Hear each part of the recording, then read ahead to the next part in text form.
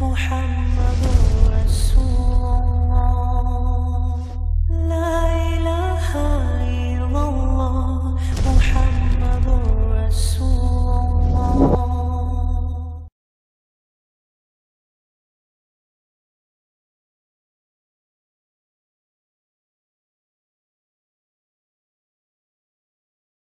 اللهم صل على محمد النبي الأمي وعلى آله وسلم تسليما اللهم صل على محمد النبي الأمي وعلى آله وسلم تسليما اللهم صل على محمد النبي الأمي وعلى آله وسلم تسليما الحمد لله وكفى وسلام على عباده الذين اصطفى أما بعد فأعوذ بالله من الشيطان الرجيم بسم الله الرحمن الرحيم الحج أشهر معلومات فمن فرض فيهن الحج فلا رفث ولا فسوق ولا جدال في الحج قال النبي صلى الله تعالى عليه وسلم أيها الناس قد فرض عليكم الحج فحجوا فقال رجل أكل عام يا رسول الله فسكت حتى قالها ثلاثا فقال رسول الله صلى الله عليه وسلم لو قلت نعم لوجبت لما استطعتم أو كما قال عليه الصلاة والسلام محترم হাজিরিন আজকে আমাদের আলোচ্য বিষয় ছিল হজের ফজিলত করণীয় এবং বর্জনীয় এই বিষয়গুলো নিয়ে আলোচনা করতে গেলে অনেক দীর্ঘ সময় প্রয়োজন তো আমরা আজকে হজের ফজিলত সংক্রান্ত কিছু আলোচনা করব এবং হজের করণীয় সম্পর্কে কিছু আলোচনা করব এবং বর্জনীয় সম্পর্কে কিছু আলোচনা করব হজের করণীয় হজের ফজিলতের মধ্যে এতটুকু তো আমাদের জন্য যথেষ্ট ছিল যে আল্লাহ তাআলা আমাদেরকে এমন একটি ঘরকে তওয়াফ করতে বলছেন যে ঘরটিকে বলা হচ্ছে কোরআনে আউওয়ালা বাইতুন উযিআ লিন-নাস যে পৃথিবীতে সর্বপ্রথম এই ঘরটিকে তৈরি করা হয়েছে এবং এই ঘরটি যে কোনো মানুষের ঘর নয়, নির্দিষ্ট কোনো জাতির ঘর নয়, কোনো গোত্রের ঘর নয়, স্বয়ং আল্লাহ তাআলার ঘর। তাই তো একে বলা হয় বাইতুল্লাহ। বাইতুল্লাহ মানে আল্লাহর ঘর। সে আল্লাহর ঘরের ইচ্ছা করছি আমরা। আল্লাহর ঘরের ইচ্ছা করা অনেক বড় সৌভাগ্যের বিষয়। ইচ্ছা করলেই অনেকে যেতে পারে না, অনেকের সামর্থ্য থাকলেও যেতে পারে না, আবার অনেকের আর্থিক সামর্থ্য এত বেশি নেই, কিন্তু আল্লাহ তাআলা তাকে কবুল করতে চাচ্ছেন বিদায় সে ইচ্ছা করতে পারছে এবং আল্লাহ তাআলা তাকে কবুল করতে চাচ্ছেন বিদায় আল্লাহ তাআলা তাকে তার বাইতুল্লাহ পর্যন্ত নিয়ে যাচ্ছে। সে অনেক কষ্টে টাকা জোগাড় করছে, অনেক সময় তার ইচ্ছার কারণে টাকার প্রয়োজনও হচ্ছে না, আল্লাহ তাআলা তাকে এমনিতেই এমন কোন এক ব্যবস্থা করে দিচ্ছেন যে তার পক্ষ থেকে কোনো টাকা পয়সা খরচ হচ্ছে না, তাকে আল্লাহ তাআলা হজ করাচ্ছেন। হজের পর তাকে আল্লাহ তাআলা বহু ধরনের পুরস্কারে পুরস্কৃত করছেন এবং যেই কয়দিন তিনি হজে থাকছেন এই কয়দিন আল্লাহ তাআলা তার পরিবারকে চলার জন্য যে সমস্ত সরঞ্জামাদি প্রয়োজন, আর্থিক সাপোর্ট প্রয়োজন, আল্লাহ তাআলা তার ব্যবস্থাও করে দিচ্ছেন। এই জন্য আল্লাহ তাআলার কাছে প্রথমে শুকরিয়া আদায় করব যে আল্লাহ তাআলা আমাদেরকে এই হজ করার ইচ্ছা করার তৌফিক দিচ্ছেন এবং দিয়েছেন। যাদেরকে এখনও আল্লাহ তাআলা কবুল করেননি আমরা বারবার দোয়া করব যেন আল্লাহ তাআলা আমাদেরকে এই হজের জন্য কবুল করেন। আয়াত এসেছে ওয়ালিল্লাহি আলান নাসি হিজ্জুল বাইতি মান ইসতাতা ইলাইহি সাবিলা ওয়া মান কাফারা ফা ইন্নাল্লাহা গনিয়্যুন আনিল আলামিন। যে আল্লাহ তাআলার জন্য যাকে আল্লাহ তাআলা সামর্থ্য দিয়েছে সে যেন হজ করে, যদি সে হজ না করে তাহলে সে আল্লাহ তাআলার অবাধ্যতা করলো। কাজেই এটা অনেক বড় একটি হুমকি যে আল্লাহ তাআলার অবাধ্যতা। মান কাফার, এই কাফার শব্দটি আমরা সহজেই ব্যবহার করি কাফেরদের জন্য, অর্থাৎ যারা ঈমান মানে না, ইসলাম মানে না, তাদেরকে আমরা কাফের বলি। আর এই আয়াতের মধ্যে বলা হয়েছে মান কাফার ফা ইন্নাল্লাহা গনিয়্যুন আনিল আলামিন। এই মান কাফার এখানে তার উদ্দেশ্য হলো যে নাকি আল্লাহ তাআলার এই সিদ্ধান্তকে মেনে নিল না, তাহলে আমরাও সেই কাতারের কাছাকাছি অথবা সামঞ্জস্যপূর্ণ হয়ে যাচ্ছি। আল্লাহ তাআলা আমাদেরকে হেফাজত করুক। এখানে একটি হাদিস এসেছে আবু হুরায়রা রাদিয়াল্লাহু তাআলা আনহু থেকে বর্ণিত, তিনি বলছেন ক্বালা খাতাবানা রাসূলুল্লাহ সাল্লাল্লাহু আলাইহি ওয়াসাল্লাম ফাকালা আইয়ুহান নাস, রাসূলুল্লাহ সাল্লাল্লাহু আলাইহি ওয়াসাল্লাম বলছেন যে হে লোক সকল, ক্বাদ ফুরিজা আলাইকুমুল হজ্জ, আল্লাহ তাআলা তোমাদের উপর হজকে ফরজ করেছেন, সুতরাং ফাহুজ্জু, তোমরা হজ করো। ফাহুজ্জু, তোমরা হজ করো। এখানে আরবিতে আদেশের একটা সিগা ব্যবহার করা হয়েছে, শব্দ ব্যবহার করা হয়েছে, যেটাকে আরবিতে বলা হয় আমর, আর বাংলা বলা হয় আদেশাজ্ঞা বচন। স্বাভাবিকভাবেই আদেশাজ্ঞা বচন কখন ব্যবহার করা হয় আর ব্যবহার করলে হুকুম কি হয় আমরা জেনে থাকব। যে আমরা যদি সমপর্যায়ের কোনো বন্ধুকে, দোস্তকে যদি বলি বা এই কাজটা করো, এটাও আদেশ সূচক হলো, কিন্তু সে এই কথা মানতে বাধ্য নয়, যেহেতু তার বয়স আমার বয়স একই সমান বা সমপর্যায়ে।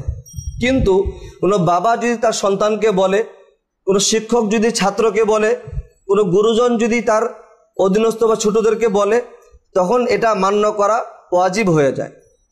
যদি সেটা না মানে তাহলে সবাই তাকে তিরস্কার করবে, ভৎসনা করবে। আর এখানে একদিকে আল্লাহ তাআলা বলছেন, আরেকদিকে আমাদের নবী সাল্লাল্লাহু আলাইহি ওয়াসাল্লাম বলছেন। তাহলে নবী অবশ্যই আমাদের থেকে শুধু বড় এই কথা বললে হবে না, অনেক অনেক বড়, এই বড়ের কোনো শেষ নেই, এত বড় যে নবীর পক্ষ থেকে আদেশ আসছে ফাহুজ্জু, তোমরা হজ করো। রসুলের এই আদেশের পর সাহাবী জিজ্ঞাসা করছেন, ফাকালা রাজুলুন, এক সাহাবী জিজ্ঞাসা করছেন, আকুল্লু আমিন, ইয়া রাসূলুল্লাহ, আপনি যে বললেন হজ করতে আমাদেরকে, এটা কি প্রতি বছর হজ করব? এই কথা শুনে রাসূলুল্লাহ সাল্লাল্লাহু আলাইহি ওয়াসাল্লাম চুপ রইলেন। ফাসাকাতা, রাসূল উত্তর দিলেন না। ওই সাহাবী আবারও জিজ্ঞাসা করলেন, আকুল্লু আমিন, ইয়া রাসূলুল্লাহ, প্রতি বছর করতে হবে? আকুল্লা আমিন, প্রতি বছর? তো রাসূল আবারও চুপ রইলেন। আবারও সাহাবী জিজ্ঞাসা করলেন, ইয়া রাসূলুল্লাহ, আকুল্লা আমিন, প্রতি বছরই হজ করতে হবে? রাসূল তিনবারের পর যে উত্তর দিলেন যে আমি এই জন্য চুপ রইলাম যে যদি আমি তোমাদের এই কথার উত্তরে বলতাম নাম, হ্যাঁ, তাহলে আমি ভয় হচ্ছিল যে আল্লাহ তাআলা তোমাদের উপর এটাকে ওয়াজিব করে দিবেন, প্রতি বছর ওয়াজিব করে দিবেন। আর প্রতি বছর ওয়াজিব করে দিলে এটা তোমরা বাস্তবায়ন করতে সক্ষম হতো না, কষ্ট হয়ে যেত। তো লাওয়াজাবাত, হাদিসে আসতেছে লাউ কুলতু নাম, যদি আমি বলতাম হ্যাঁ, লাওয়াজাবাত, আল্লাহ তাআলা ওয়াজিব করে দিতেন। ওয়ালামাস্তাতাতুম, আর তোমরা তাতে সক্ষম হতে না, তোমরা করতে পারতে না। কাজী রাসূলুল্লাহ সাল্লাল্লাহু আলাইহি সাল্লাম আমাদের দিকে তাকিয়েই তিনি ওয়াজিব যেন না হয়ে যায় জন্য নাম বলেননি। কিন্তু এই কথা দ্বারা বোঝা যাচ্ছে যে রাসূলুল্লাহ সাল্লাল্লাহু আলাইহি সাল্লামেরও দিলি মানসা, মনের ইচ্ছা এটাই ছিল যে আমার উম্মত প্রতি বছরই হজ করুক। ইচ্ছা ছিল এটা, কিন্তু ওয়াজিব না হয়ে যাক। ওয়াজিব একবারই হবে, আর বারবার যদি তারা করে তাদের জন্য ফজিলত হবে।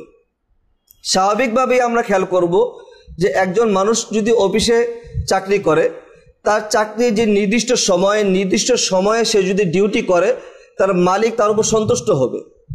নির্দিষ্ট সময়ের পরে যদি সে অতিরিক্ত কিছু কাজ দেখাতে পারে, তখন মালিক তার উপর বেশি সন্তুষ্ট হয়। আগেরটা ছিল তার জন্য দায়িত্ব, সে 9টা থেকে 5টা পর্যন্ত তার অফিসিয়াল টাইমে যদি সে কোনো নাগাদ করে বা দায়িত্ব আদায় না করে, তার জন্য জবাবদিহিতা করতে হবে, বেতন কাটা যাবে, শাস্তি হবে, পানিশমেন্ট হবে। কিন্তু যদি 5টার পরে কোনো কাজ না করে, তার জন্য পানিশমেন্ট হবে না। কিন্তু যদি করে, তাহলে তার অফিসার, তার মালিক তার উপর সন্তুষ্ট হয়ে তাকে অতিরিক্ত বকশিশ দিবে, এনাম দিবে। তো রাসূলুল্লাহ সাল্লাল্লাহু আলাইহি সাল্লামের ইচ্ছা এমনটাই ছিল যে বান্দার উপর ফরজ তো একবারই হবে, আর অন্যান্য বছর বান্দা যেন, আমার উম্মত যেন তারা ইচ্ছায় এবং আগ্রহের সাথে প্রতি বছর বারবার হজ করতে থাকে, উমরা করতে থাকে, যাতে আল্লাহ তাআলা তাকে অতিরিক্ত সওয়াব তাকে দান করেন। আরে হজ ও উমরার আরেকটা হাদিস বলছি, যা আবু হুরায়রা রাদিয়াল্লাহু তাআলা আনহু থেকে বর্ণিত, যে আল উমরাতু ইলাল উমরাতি কাফফারাতুন লিমা বাইনাহুমা। কত সুন্দর একটা হাদিস। আল উমরাতু ইলাল উমরাতি, এক উমরা থেকে আরেক উমরা, এক উমরা থেকে আরেক উমরা, এর মাঝখানে সে যত ধরনের গুনাহে সগীরায় লিপ্ত হবে, ছোট ছোট গুনাহ করবে, এগুলা সব কিছু মাফ হয়ে যাবে। কাফফারাতুল লিমা বাইনাহুমা, তার মাঝে সব কিছু কাফারা আদায় হয়ে যাবে, অর্থাৎ মাফ হয়ে যাবে। তাহলে এই হাদিসও আমাদেরকে এটাই বোঝাচ্ছে যে রাসূলুল্লাহ সাল্লাল্লাহু আলাইহি ওয়াসাল্লামের ইচ্ছা এমনই ছিল যে আমার উম্মত তারা প্রতি বছর উমরা করুক। এক বছর উমরা করলো, মাঝখানে তার যদি কোনো গুনাহ হয়ে যায়, আরেক বছর উমরা করলো, সমস্ত গুনাহ মাফ হয়ে যাবে। আল উমরাতু ইলাল উমরাতি কাফফারাতুন লিমা বাইনাহুমা। পরাবা বলা হচ্ছে হজ্জুল মাবরুরু লাইসা লাহু জাযাউন ইল্লাল জান্নাহ। আর হজ্জে মাবরুর কাকে বলে আমি বলছি, হজ্জে মাবরুরের প্রতিদান একমাত্র জান্নাত, আর কিছু না। হজ্জে মাবরুর কাকে বলে? আমরা যে হজ করি এটাকে হজই বলে, অন্য কিছু বলে না। এর মধ্যে হজ্জে মাবরুর শব্দ লাগানো হয়েছে।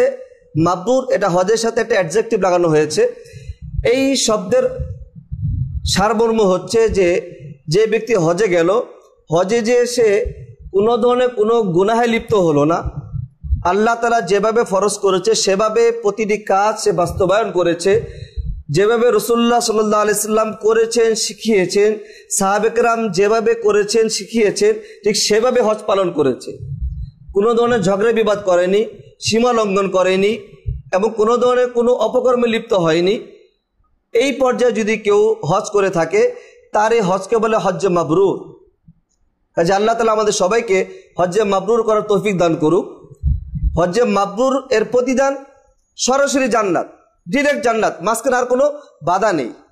হাদিস এটাই বলছে যে আল হজ্জুল মাবরুরু লাইসা লাহু জাযাউন ইল্লাল জান্নাহ। হজ্জে মাবরুর যে করলো তার প্রতিদান আর কিছুই না, জান্নাত। কাজে আমরা প্রত্যেকেই জান্নাত তো চাই, আর জান্নাতের জন্য আমরা হজ্জে মাবরুর করতে পারি।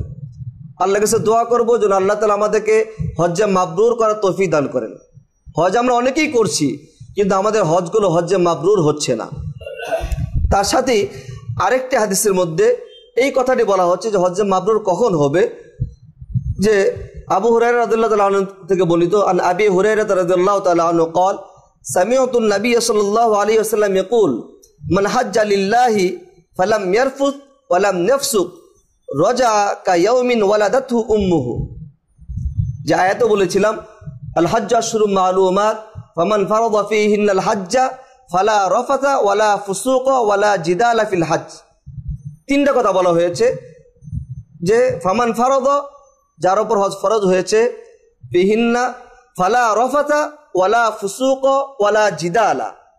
তিনটা কাজ যদি না হয় তাহলে তার হজটা হবে হজ্জে মাবরুর। ফালা রাফাথা ওয়ালা ফুসুকা ওয়ালা জিদালা। রাফাথা হলো যে সে স্ত্রী সহবাস করবে না এবং স্ত্রী সহবাসে উদ্বুদ্ধ হওয়ার মতন কোনো কার্যক্রম যেন তার দ্বারা প্রকাশ না পায়। স্বামী স্ত্রী একসাথে হজে যাচ্ছে, তো একসাথে হজে গেলে সেখানে এমন কোনো আচরণ প্রকাশ পাওয়া যাবে না বা এমন কোনো কার্যকলাপ করা যাবে না যেই কারণে স্বামী অথবা স্ত্রী কোনো একজন স্ত্রী সহবাসের প্রতি উদ্বুদ্ধ হতে পারে, এমন কোনো কাজ না করা। ফালা রাফাথা ওয়ালা ফুসুক, এবং কোনো পাপাচারে লিপ্ত হবে না। অনেকেই দেখা যায় যে আমরাও দেখেছি হজ করেছে, এখনও সে মক্কায় অবস্থান করছে, হজ করা শেষ তার একদিন পরে, দুদিন পরে বা এক সপ্তাহ পরে সে আবার দাড়ি শেভ করে চলাফেরা করছে। এটা কেমন কথা? আল্লাহর ঘরের সামনে এসে এত বড় নাফরমানি, এত টাকা খরচ করে আমরা আল্লাহর ঘর পর্যন্ত গেলাম, আল্লাহ তাআলা তৌফিক দিয়েছে ওই পর্যন্ত যাওয়ার, সেখানে যে আমরা আবার ফিসকিয়াতে লিপ্ত হয়ে যাচ্ছি। কাজে তার হজটা ফরজ আদায় হয়ে গেল, কিন্তু এটা হজ্জে মাবরুর হলো না। ওয়ালা ফুসুকা ওয়ালা জিদালা, আর কোনো ধরনের কোনো ঝগড়া বিবাদ করা যাবে না। কত সুন্দর কথা, ওয়ালা জিদালা। আর এই কাজে আমরা অনেকেই লিপ্ত হয়ে যাই। হজে তো যাচ্ছি, সামনে আমি আলোচনাগুলো করব, সেখানে যে আমরা ট্রাভেলসের মালিকের সাথে, আমাদের মুআল্লিমদের সাথে, অথবা সামান্যতম সুবিধার কম হলেই সেখানে আমরা ঝগড়া করা শুরু করে দিই, মনোমালিন্য শুরু করে দিই, বিভিন্ন ধরনের সমস্যা সৃষ্টি করি। কাজেই যদি কেউ এমন করে তাহলে তার হজটা হজ্জে মাবরুর হলো না। সাথে সাথে হাদিসও এই কথাই বলছে, মান হাজ্জা লিল্লাহি, যে আল্লাহ তাআলার জন্য হজ করবে তার জন্য শর্ত হলো ফালাম ইয়ারফুস ওয়ালাম নাফসুক। যে লাম ইয়ারফুস মানে ফালা রাফাথা, সে স্ত্রী সহবাস করবে না এবং স্ত্রী সহবাসে উদ্বুদ্ধ হওয়ার মতো কোনো কার্যক্রম করবে না। ওয়ালা ফুসুকা ওয়ালাম ইয়াফসুক, এবং সে কোনো পাপাচারে লিপ্ত হবে না।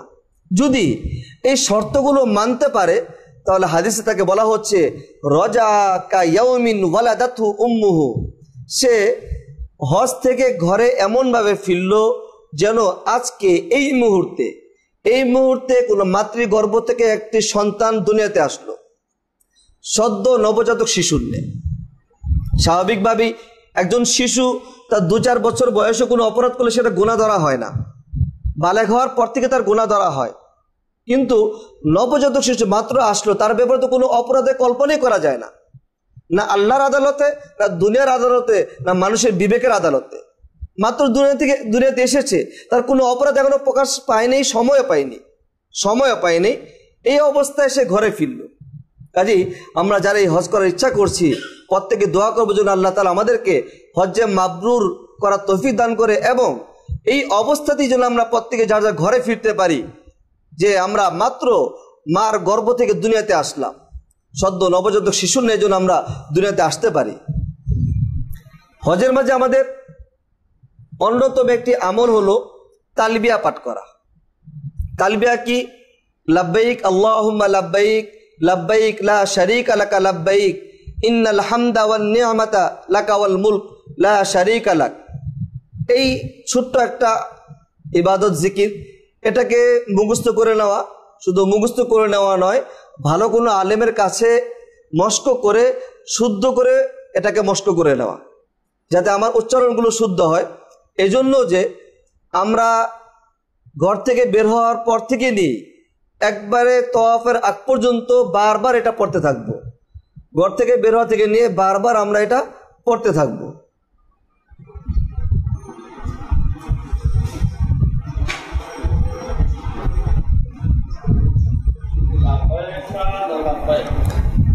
মিলায় বলে লাব্বাইকা, হ্যাঁ এমনি থেমে বলে লাব্বাইক আল্লাহুম্মা, এভাবেই নিয়ম সুন্দর হয়। লাব্বাইক আল্লাহুম্মা লাব্বাইক, লাব্বাইক লা শারীকা লাকা লাব্বাইক, ইন্নাল হামদা ওয়ান নি'মাতা লাকা ওয়াল মুলক লা শারীকা লাক। অনেকেই দেখা যায় যে হজে যাচ্ছে, হজ করছে, আমাদের সাথে অনেকে দেখেছি পুরা রাস্তার মধ্যে তারা গলত পড়ছে। আমরা বারবার চেষ্টা করেছি, কিন্তু আসলে এই অল্প সময় ওই সময়টা সম্ভব হয় না। এজন্য এখন থেকে আমাদের যেতে আরও হয়তো 2-3 সপ্তাহ বাকি আছে।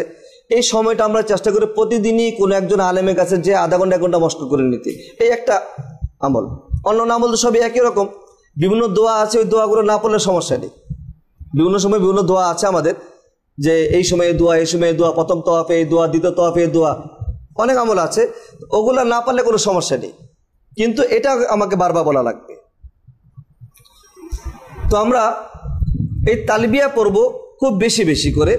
তালবিয়াটা আবার বলছি, লাব্বাইক আল্লাহুম্মা লাব্বাইক, লাব্বাইক লা শারীকা লাকা লাব্বাইক, ইন্নাল হামদা ওয়ান নি'মাতা লাকা ওয়াল মুলক লা শারীকা লাক। এক্ষেত্রে আমাদের জন্য লক্ষণীয়, অনেকে আমরা জামাতবদ্ধভাবে সুরে সুরে পড়ি। এই জামাতবদ্ধভাবে পড়া একদিক দিয়ে ভালো, যারা সহি উচ্চারণ জানে না তাদের শুদ্ধ হয়ে যাচ্ছে, কিন্তু আবার আরেক দিক থেকে হচ্ছে এটা যে আমরা তো হজ করতে যাচ্ছি, যে এখানে পুরাটি হলো ইশকের একটা খেলা। আল্লাহর তাআলার সাথে আমার ভালোবাসা কতটুকু মহব্বত আছে, এই ভালোবাসার খেলা। তো এই ভালোবাসার জায়গায় আমার মহব্বত থেকে আমি বলবো, মহব্বতের ভাষাটা যেন হয়, সেখানে সুর দিয়ে তরঙ্গ করে তরঙ্গায়িতভাবে এটাকে বলা, তার মধ্যে কিন্তু সেই মহব্বতটা প্রকাশ পায় না অনেক সময়। এই জন্য আমরা প্রত্যেকেই চেষ্টা করব, জামাত বলছে তো বলুক, আমি আমার মতন করে যাতে আমার অন্তর থেকে মহব্বতের সাথে এই আওয়াজগুলো বের হয়। এই তালবিয়ার একটি সুন্দর একটি ফজিলতের কথা বলা হচ্ছে এখানে হাদিসের মধ্যে। আন সাহল ইবনে সাদ রাদিয়াল্লাহু আনহু قال قال رسول الله صلى الله عليه وسلم ما من مسلم يلبي إلا لبى من عن يمينه وشماله من حجر أو شجر أو مدر حتى تنقطع الأرض من ها هنا وها هنا ما من مسلم يلبي। কোনো মুসলমান যখন নাকি তালবিয়া পড়ে, ইল্লা লাব্বা, তালবিয়া হয় না, কিন্তু যখন সে তালবিয়া পড়ে, তালবিয়া তো পড়ে না সবসময়, যখন তালবিয়া পড়ে কোনো মুসলমান, তখন আইয়ামিনিহি ওয়া শিমালিহি, তার ডানে তার বামে যে তালবিয়া পড়ছে, লাব্বাইক আল্লাহুম্মা লাব্বাইক যে পড়ছে, তার ডানে আইয়ামিনিহি ওয়া শিমালিহি, তার ডানে এবং তার বামে, মিন হাজারিন ও সাজারিন ও মাদারিন। হাজার মানে পাথর, সাজার মানে গাছ বৃক্ষ তরুলতা, মাদারিন হলো বিভিন্ন ধরনের মাটির টুকরা বা বিভিন্ন ধরনের আবর্জনা বা বিভিন্ন বস্তু, ছোটোখাটো জিনিসগুলো। প্রতিটা জিনিসই আপনার সাথে সাথে তালবিয়া পড়ছে, লাব্বাইক বলছে। আমি যখন লাব্বাইক আল্লাহুম্মা লাব্বাইক বলি, আমার ডানে আমার বামে যত পাথর আছে, যত গাছ আছে, ঘাস আছে, বৃক্ষ তরুলতা আছে, সব কিছু, এমনকি ছোট ছোট মাটির টুকরাগুলো আমার সাথে সাথে কি করতে থাকে? তালবিয়া পড়তে থাকে, লাব্বাইক আল্লাহুম্মা লাব্বাইক বলতে থাকে। হাত্তা তালকাতাল আরদ মিন হা হুনা ওয়া হা হুনা। হাদিসের শেষের শব্দটা দিয়ে সারা পৃথিবীকে শামিল করে ফেলেছে। অর্থাৎ আপনি যখন তালবিয়া পড়ছেন, আমি যখন তালবিয়া পড়ছি, লাব্বাইক আল্লাহুম্মা লাব্বাইক লা শারীকা লাকা লাব্বাইক ইন্নাল হামদা ওয়ান নি'মাতা লাকা ওয়াল মুলক লা শারীকা লাক, এই তালবিয়াটা যখন আমরা পড়ছি, তখন আমার চতুর্দিকে যত মাখলুক আছে, আমার চতুর্দিকে যত মাখলুক আছে, সবাই আমার সাথে তালবিয়া পড়তে থাকে। তার মানে সবাই আমার সাথে তালবিয়া পড়ে আমার সাথে একাত্মতা ঘোষণা করছে। তারা আমার সাথে কেমন যেন হজের মুখে রওনা করেছে, বাইতুল্লাহ মুখে রওনা করেছে। কত সৌভাগ্য আমার যে আমাকে আমার আত্মীয় স্বজন আমাকে ঘর থেকে বিদায় দিচ্ছে, অথবা হাজি ক্যাম্প পর্যন্ত বিদায় দিচ্ছে, অথবা এয়ারপোর্ট পর্যন্ত বিদায় দিচ্ছে। কিন্তু আমি যখন লাব্বাইক বলছি, আমার আত্মীয় স্বজন ছাড়া অন্য যারা আছে এগুলো কিন্তু আমাকে বিদায় দিয়ে শেষ করছে না, তারা আমার সাথে সাথে তালবিয়া পড়ছে, লাব্বাইক বলছে। কাজে আমরা ঘর থেকে বের হওয়ার পর থেকে নিয়ে এই তালবিয়া খুব বেশি বেশি পাঠ করব। মাতাফে যে, মাতাফ বলতে আল্লাহর ঘর যে জায়গাটা অবস্থান করেছে, সে অবস্থিত জায়গার চতুর্দিকে যে খালি জায়গাটা, যেখানে আমরা চক্কর দিব, এই জায়গাটা বলা হয় মাতাফ। এই মাতাফে যে তফ শুরু করার আগ পর্যন্ত, এর আগ পর্যন্ত আমরা তালবিয়া পড়তে থাকবো, অথবা আল্লাহর ঘর দৃষ্টিতে আসার আগ পর্যন্ত আমরা তালবিয়া পড়তে থাকবো। আল্লাহর ঘর দৃষ্টিতে আসার পর তখন তালবিয়া পড়া বন্ধ করে আমরা আল্লাহর কাছে দোয়া করব। তাহলে আমরা পুরা রাস্তায় তালবিয়া বেশি বেশি করে পড়তে থাকবো।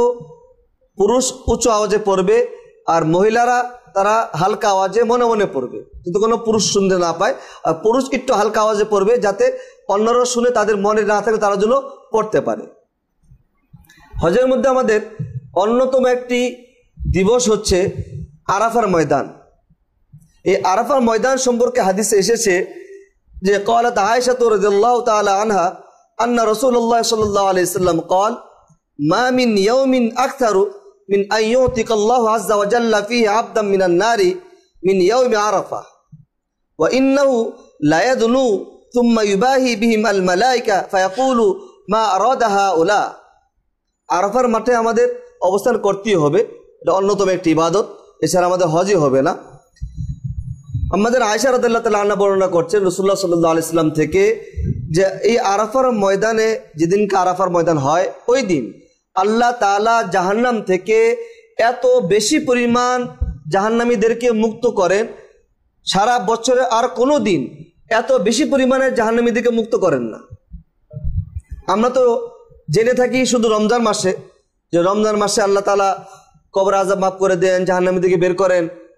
শুধু তাই নয়, এই হাদিস দ্বারা আমরা জানতে পারলাম শুধু রমজানই নয়, বরং আরাফার দিন এত বেশি পরিমাণ, বলছে মা মিন ইয়াউমিন আকতারু, মা মিন ইয়াউমিন আকতারু, এর থেকে বেশি আর কোনোদিন হয় না।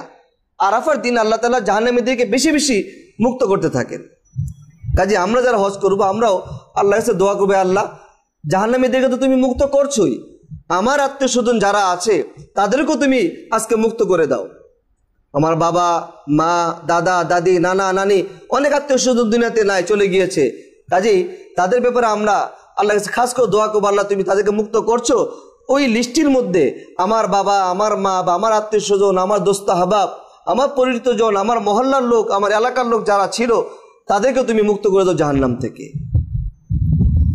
পরবর্তীতে আল্লাহ তাআলা ফেরেশতাদের সাথে আবার কথা বলছেন, ইন্দাহু লা ইয়াদুনু, আল্লাহ তাআলা ওই বান্দার খুব নিকটবর্তী এসে যান। আল্লাহ তাআলা বান্দা খুব নিকটবর্তী এসে যান, অর্থাৎ আল্লাহ তাআলার রহমত বান্দার কাছাকাছি এসে যায়। তারপর আল্লাহ তাআলা ফেরেশতাদের সাথে গর্ব করেন এই আরাফার মাঠে যারা থাকে তাদেরকে নিয়ে, যারা হজ করতে গিয়েছে, আল্লাহ তাআলা ফেরেশতাদেরকে নিয়ে গর্ব করছেন। আর জিজ্ঞাসা করেন মা আরাদাহা উলা, মা আরাদাহা উলা, এই সমস্ত লোক কি চায় আমার কাছে? আল্লাহ তাআলা তো জানেন, ইন্নাল্লাহা আলিমুম বিদাতিস সুদূর, আল্লাহ তাআলা প্রত্যেকের মনের খবর জানেন। তারপরও আল্লাহ তাআলা এটা এজন্য আনন্দ পান যে আল্লাহ তাআলা ফেরেশতাদের সাথে গর্ব করেন। যেহেতু ফেরেশতারা এই আদম সন্তানকে সৃষ্টি করতে নিষেধ করেছিল, এই জন্য আল্লাহ তাআলা বিভিন্ন সময়ে আদম সন্তানের বিভিন্ন আমলের কারণে ফেরেশতাদেরকে নিয়ে আল্লাহ তাআলা গর্ব করেন। এই যে আল্লাহ তাআলা ফেরেশতাদেরকে নিয়ে গর্ব করতে থাকেন আর বলতে থাকেন তারা কি চায় আমার কাছে, কি চায়। তার মানে আল্লাহ তাআলা সবকিছু দেওয়ার জন্য প্রস্তুত, অপেক্ষায় আছেন, শুধু চাবো আর আল্লাহ তাআলা দিয়ে দিবেন। हर घड़ी देने को तो तैयार है, जो ना मांगे उसे तो बेजार है। हर घड़ी देने को तो तैयार है, আল্লাহ তাআলা প্রতিটা মুহূর্ত দেওয়ার জন্য প্রস্তুত। जो ना मांगे उसे तो बेजार है, যে আল্লাহর কাছে না চায় আল্লাহ তাআলা তার উপর অসন্তুষ্ট হয়ে যান। এজন্য আমরা আল্লাহর কাছে চাবো, যেহেতু আল্লাহ তাআলা চাচ্ছেন যে আমরা আল্লাহর কাছে চাই। আল্লাহ তাআলার কুদরত তো এটাই যে বান্দা চাওয়া ছাড়া আল্লাহ দিয়ে দিবেন, কিন্তু আল্লাহ তাআলার অভ্যাস, আল্লাহর সুন্নত হলো এটা যে বান্দা আল্লাহর কাছে চাবে, তারপর আল্লাহ তাআলা দিবেন, আল্লাহ তাতে খুশি হন, আনন্দ পান। আরেকটা হাদিস, যে এতগুলো ফজিলত যখন আমরা জানতে পারছি, তাহলে আমরা অবশ্যই অনেকে বারবার হজ উমরা করার জন্য তামান্না করব, ইচ্ছা করব। আর বারবার হজ উমরা করার জন্য হাদিস তো বলছে, তো ওমর রাদিয়াল্লাহু তাআলা আনহু থেকে বর্ণিত যে রাসূলুল্লাহ সাল্লাল্লাহু আলাইহি ওয়াসাল্লাম বলেছেন, قال তাবিউ বাইনাল হজ ওয়াল উমরা, তাবিউ বাইনাল হজ ওয়াল উমরা, তোমরা হজ এবং উমরা একটার পিছে আরেকটাকে লাগিয়ে রাখো।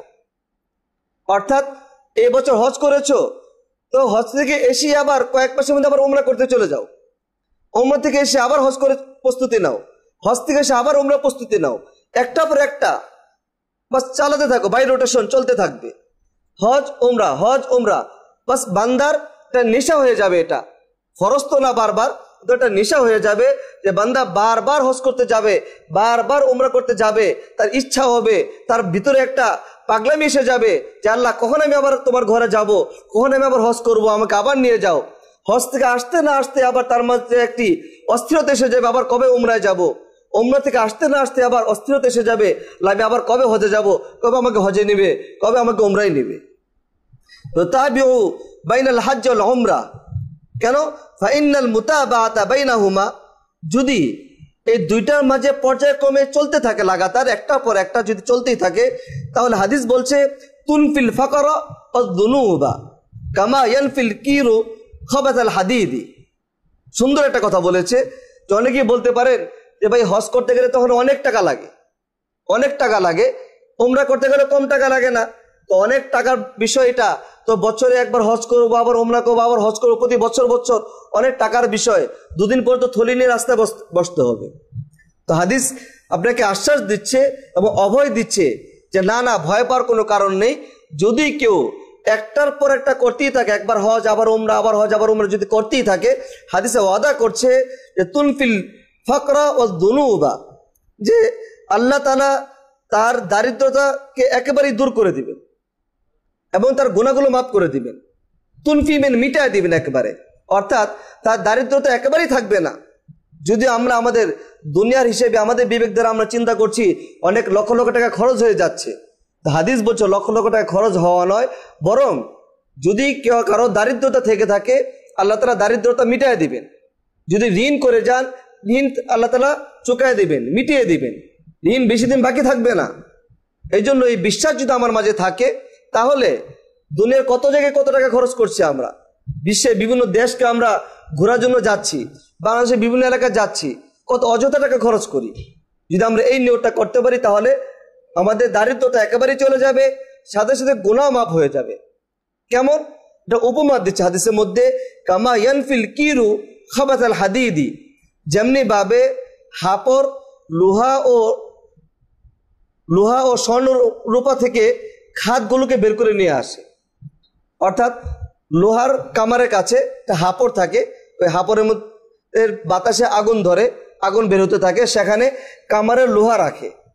তো লোহা রাখলে সেটা লাল হয়ে যায়, সেটা লাল হয়ে যাচ্ছে, লাল হয়ে গেলে তারপরে কয়েকটা বাড়ি দিলে তার মধ্যে থেকে সব কি হয়ে যায়, বের হয়ে যাচ্ছে। জং পড়া থেকে জংগুলো বের হয়ে যায়, ময়লাগুলো সব বের হয়ে যাচ্ছে তার ভিতর থেকে। ঠিক তেমনিভাবে স্বর্ণকার এক ধরনের হাপড় থাকে, ওই কামারের মতন নয়, সেও আগুনের মাধ্যমে তার স্বর্ণগুলো বা রূপাগুলোকে গলিয়ে তারপর তার খাতগুলোকে আলাদা করে ফেলে। ঠিক একজন কামার বা স্বর্ণকার সে যেমনিভাবে তার লোহা থেকে বা তার স্বর্ণ থেকে বা তার রূপা থেকে তার খাতগুলো ময়লা আবর্জনাগুলো আলাদা করে ফেলে হাপড়ের মাধ্যমে, ঠিক তেমনিভাবে কেউ যদি হজ এবং ওমরা একটা পর একটা একে বাদে দেগার করতেই থাকে, একটা পর একটা লাগিয়ে রাখে, তাহলে আল্লাহ তাআলা তার দারিদ্রতা দূর করে দিবেন, তার গুনাহগুলোকে এভাবেই ওই খাদের মতন দূর করে দিবেন, মিটায় দিবেন, তার শরীরে কোনো ধরনের কোনো গুনাহ থাকবে না। কাজে আল্লাহ তাআলা আমাদেরকে এটার জন্য বারবার হজ করার তৌফিক দান করেন এবং বারবার উমরা করার তৌফিক দান করেন। হজে গেলে আমরা খরচ তো করাই লাগে, যেটা মাত্র বললাম যে আমরা অনেকেই ভয় পাই এবং অনেকে আমরা খরচ করতে সেখানে কার্পণ্যতা করি। এই ক্ষেত্রে একটা হাদিস বলছে যে রাসূলুল্লাহ সাল্লাল্লাহু আলাইহি সাল্লাম বলছেন, আন নাফাকাতু ফিল হজ্জি কান নাফাকাতি ফি সাবিলিল্লাহি বিসাবি'মিয়াতি দি'ফিন। কেউ যদি হজে যে খরচ করে তাহলে ইসলামের অনেক বড় একটা অন্যতম ইবাদত হলো জিহাদ ফি সাবিলিল্লাহ। ইসলামের দুশমনদের সাথে রণাঙ্গনে নেমে মুসলমান ইসলামের দুশমনদের সাথে তরবারির মাধ্যমে লড়াই করবে। আর এর ফজিলত অনেক বেশি, অনেক বেশি। এর ফজিলত অল্প সময় বলে শেষ করা সম্ভব না, যেহেতু যারা রক্ত ঝরাচ্ছে সেখানে ইসলামকে দুনিয়ার বুকে টিকিয়ে রাখার জন্য এটা করছে। একজন ডাক্তার যেমনিভাবে অপারেশন করে, অপারেশনের মধ্যে কোনো অঙ্গ ফেলে দেয় এই জন্য যাতে তার পুরো শরীরটা সুস্থ থাকে, ঠিক তেমনিভাবে সারা পৃথিবীর ইসলামটাকে সুস্থ রাখার জন্য কিছু কিছু অঙ্গ নষ্ট হয়ে গেলে ডাক্তারের মতন অপারেশন করে ফেলে দেওয়া লাগে। আর এই জন্য হলো জিহাদের বিধান। তো হাদিসে বলছে যে জিহাদের মধ্যে যে পরিমাণ সওয়াব হয় সেই পরিমাণ সওয়াব হজের মধ্যে হয়। কেমন বলছে? বিসাবি'মিয়াতি দি'ফিন, যে 700 গুণ বেশি। অর্থাৎ 1 টাকা আমি খরচ করলাম, এই 1 টাকার বদলা পাবো আমরা কত? 700। 1 টাকা বদলা 700 টাকা। যদি নিজের প্রয়োজনে খরচ করি, 1 কাপ চাও যদি আমি খাই, তাতে 1 কাপ চা পান করতে গেলে সৌদিতে 2 রিয়াল। তো 2 রিয়ালে স্বাভাবিকভাবে বাংলাদেশি হিসাবে 2 রিয়ালে আসতেছে 40 থেকে 44, দাম আপ ডাউন করছে। তো 40 টাকাও যদি হয়, কমও যদি ধরি আমরা, তাহলে 1 কাপ চাও যদি আমি সেখানে পান করি তাতে আমার 40 টাকা। 40 টাকা যদি হয় তাহলে 1 টাকায় 700 টাকা। তো 40 টাকা কত হিসাব করে দেখুন। বাহ, মাত্র 2টা টাকা খরচ করলাম, 2 রিয়াল। এরকম কত চা সেখানে খাওয়া হয় হিসাবও থাকে না, খবরও থাকবে না কত টাকা খরচ হয়ে যাচ্ছে। তো যাই খরচ করবো আমরা, এই খরচগুলো আমরা করবো সওয়াবের নিয়তে, কার্পণ্যতা করবো না সেখানে ইনশাআল্লাহ। আরেক হাদিসে বলছে যে ভয়টা একটু আগেও বলেছিলাম যে বারবার হজ করলে ওমরা করলে গরিব হয়ে যাব কিনা। হযরত জাবের রাদিয়াল্লাহু তাআলা আনহু থেকে বর্ণিত যে আন জাবির ইবনে আব্দুল্লাহ রাদিয়াল্লাহু আনহুমা রাফাহু ক্বালা মা আমারা হাজ্জুন কত্তু, মা আমারা হাজ্জুন কত্তু। হাদিসে বলছে যে হাজি যারা আছে তারা কখনোই দরিদ্র হবে না। এই শব্দের মধ্যে বলা হয়েছে মা আমারা। মা আমারা শব্দটি যাকে বলা হয়েছিল ওই সাহাবী অর্থ বুঝতে না পেরে জাবের রাদিয়াল্লাহু তাআলা আনহুকে জিজ্ঞাসা করছেন, কিল আলি জাবিরিন মাল আমার, ভাই আমার অর্থ কি? তুমি যে আমার বললা। তিনি বলছেন ক্বালা মা ইফতাকারা, সে ফকির হবে না। মা ইফতাকারা, ফকির হবে না, গরিব হবে না। কাজী হজ ওমরা আমাদের টাকা যতই খরচ হোক না কেন আমরা গরিব হব না, অসহায় হব না, দারিদ্রতা আমাদেরকে কখনোই ছুতেই পারবে না, বরং দারিদ্রতা দূর হয়ে যাবে। এই বিশ্বাস আমরা সবসময় আমাদের ভিতরে রাখার চেষ্টা করব। আর অনেকের জন্য তো সৌভাগ্য, আলহামদুলিল্লাহ, অনেক আল্লাহ তাআলা কবুল করেন যে তারা ছোট বাচ্চাদেরকে নিয়েও হজে যায়, ছোট বাচ্চাদেরকে নিয়েও হজে যায়। যারা ছোট বাচ্চাদেরকে নিয়ে হজে যায় তাদের বড়ই সৌভাগ্যের বিষয়। এক হাদিসের মধ্যে জাবের রাদিয়াল্লাহু তাআলা আনহু থেকে বর্ণিত যে এক মহিলা রফাত ইমরাতুন সবিয়ান লাহা ইলা রাসূলিল্লাহ সাল্লাল্লাহু আলাইহি সাল্লাম, এক মহিলা রাসূলুল্লাহ সাল্লাল্লাহু আলাইহি সাল্লামকে দেখে তার ছোট বাচ্চাকে উঁচু করে বলতেছে, রাসূলকে দেখাচ্ছে, দেখা বলতেছে ইয়া রাসূলুল্লাহ আলি হাযাল হজ, ইয়া রাসূলুল্লাহ লিহাযাল হজ, এই ছোট বাচ্চা উঁচু করে, ইয়া রাসূলুল্লাহ আমরা তো হজ করব, এই ছোট বাচ্চারও কি হজ হতে পারে? সে কি হজ করতে পারবে? রাসূলুল্লাহ সাল্লাল্লাহু আলাইহি সাল্লাম বলছেন, নাম, হ্যাঁ, সে কেন পারবে না, সেও হজ করতে পারবে। ওয়ালাকি আজরুন, কিন্তু সে যে হজ করবে এর সওয়াব তুমি পাবা, অর্থাৎ বাপ মা পাবে। মা যেহেতু জিজ্ঞাসা করেছিল, এজন্য রাসূল মাকে সম্বোধন করে বলছে লাকি, মানে তোমার। বাবা যদি নিয়ে যায় তা বাবাকে বলবে, বাপ মা দুজনেই মিলে যদি বাচ্চাকে নিয়ে হজ করতে যায় তা বাপ মা দুজন সওয়াব পেয়ে যাবে। কাজেই নিজের হজের সওয়াব তো পেলামই, ছোট বাচ্চাকে যদি আমি নিয়ে যাই তাহলে আমার ছোট বাচ্চার কারণে আমিও সওয়াব পেয়ে গেলাম। আর তার থেকেও বড় সৌভাগ্যের বিষয় হলো যে এই বাচ্চাটাকে, যাকে আমি নিয়ে গেলাম হজের মধ্যে, যে বাচ্চাটাকে আমি নিয়ে গেলাম, এই বাচ্চাটা জন্ম থেকেই, এই বাচ্চাটা জন্মের পরপরই সে দুনিয়াতে সর্বোত্তম জায়গা সে ঘুরে আসলো। এই ভাগ্য সবার হয় না। আমরা তো আমাদের জীবনের অর্ধেক শেষ করে ফেলি একেবারে বার্ধক্যে, যে যখন নাকি হাঁটতে পারি না, চলতে পারি না, তখন হজের নিয়ত করি। আর এই অবস্থার সাথে আরো দুজন যায়, আমার কারণে কাফেলার আরো 10 জনের হজ নষ্ট হয়। আর এই ছোট বাচ্চাকে আল্লাহ তাআলা শুরু থেকে কবুল করেছে, সে আল্লাহর ঘরে গিয়েছে। আর যদি কোনো মাতৃগর্ভে বাচ্চা থাকে তাহলে আলহামদুলিল্লাহ, আলহামদুলিল্লাহ, কত সৌভাগ্যের বিষয় যে মাতৃগর্ভে বাচ্চাটাকে নিয়ে মা যখন হজ করতে গেল, তখন এই বাচ্চাকে নিয়ে মা হজ করতে গেল, মা সেখানে তওয়াফ করছে বাচ্চাকে নিয়ে, এই বাচ্চাকে নিয়ে সাফা মারওয়া সাই করছে, এই বাচ্চাকে নিয়ে মিনা অবস্থান করছে, এই পেটে বাচ্চাকে নিয়ে মুজদালিফা অবস্থান করছে, আরাফার ময়দানে অবস্থান করছে। মা যতবার পানি পান করছে, জমজমে পানি পান করছে, দুনিয়ার সবচেয়ে পবিত্র পানি, কুদরতি পানি, যে পানি কখনো শেষ হচ্ছে না, এই পানি সে পান করছে। এই পানি মা পান করছে তো বাচ্চাও পান করছে, পেটে থেকে সে জান্নাতের খাবার সে খাচ্ছে, জান্নাতের পানিও সে পান করছে। আর সেখানে গেলে আপনার ইচ্ছায় অনিচ্ছায় দেখবেন খেজুর খুরমা বারবার খাওয়া হবে, কিনেও খাবেন, অনেকে হাদিয়াও দিবে। তো এই মা এই বাচ্চাকে পেটে নিয়ে যখন খুরমা খেজুর খাচ্ছে, এর একটা অংশ সেই বাচ্চাও পাচ্ছে। আল্লাহু আকবার, কত সৌভাগ্যের বিষয়। কাজেই আমরাও এই নিয়ত করব, আলহামদুলিল্লাহ, এই সৌভাগ্য আল্লাহ তাআলা আমাকেও দিয়েছেন। আমি শুধু এটা শোনানোর জন্য নয়, প্রত্যেকের মাঝে যেন আমলের স্পিড আসে, এই জন্য বলছি যে আমিও আলহামদুলিল্লাহ আমার বাচ্চাদেরকে নিয়ে এবং এক বাচ্চা গর্বে নিয়ে আল্লাহ তাআলা আমাকে উমরা করার তৌফিক দিয়েছে। কাজে আল্লাহ তাআলা আমাদের সবাইকে এবং বাচ্চাদেরকে নিয়ে হজে যাওয়ার, উমরা করার তৌফিক দান করুক। এবং মাতৃগর্ভে যদি কোনো বাচ্চা থাকে তাহলে সেই মাকে যেন আল্লাহ তাআলা সেই বাচ্চাকে নিয়ে যদি সুস্থ অবস্থায় থাকে, যদি সমস্যা না হয়, এই ক্ষেত্রে অবশ্যই ডাক্তারের পরামর্শ নিয়ে আমরা যাব, যাতে আবার এখানে হিতে বিপরীত না হয়ে যায়। যদি হজ করতে যে কেউ মারা যায়, হজ করতে গেল যে মারা গেল, আমরা অনেককে দেখেছি। আমি যে বছর হজে গিয়েছিলাম, সে হজের সময় আমার সময় দেখেছিলাম যে বাংলাদেশি এক সাথী, সে বিভিন্ন জায়গায় যে শুধু দোয়া করতে, আল্লাহ তুমি আমার শেষ নিঃশ্বাসটা ইমানের সাথে নিও এবং বরকতপূর্ণ জায়গায় নিও, এই দোয়া সে বারবার করতেছিল। সে হজের কার্য সম্পন্ন হওয়ার পর, হজের পরে সাফা মারওয়া সাই করতেছিলেন। 7 বার সাই করা লাগে, 7 বারের মাঝে যার 3 বার শেষ হয়েছে, চতুর্থবার যখন নাকি সাই করতেছিলেন, মাঝামাঝি এক জায়গায় এসে তিনি বসে গেলেন, বসে জমজমে পানি পান করলেন। এই অবস্থায় আল্লাহ তাআলা তাকে উঠিয়ে নিয়ে গেলেন। কি সৌভাগ্য ছিল তার জন্য যে সাফা মারওয়ার মাঝে তার ইন্তেকাল হয় এবং জমজমে পানি পান করতে করতে সে দুনিয়া থেকে বিদায় নিয়েছে। আল্লাহ তাআলা তার দোয়াকে কবুল করেছে।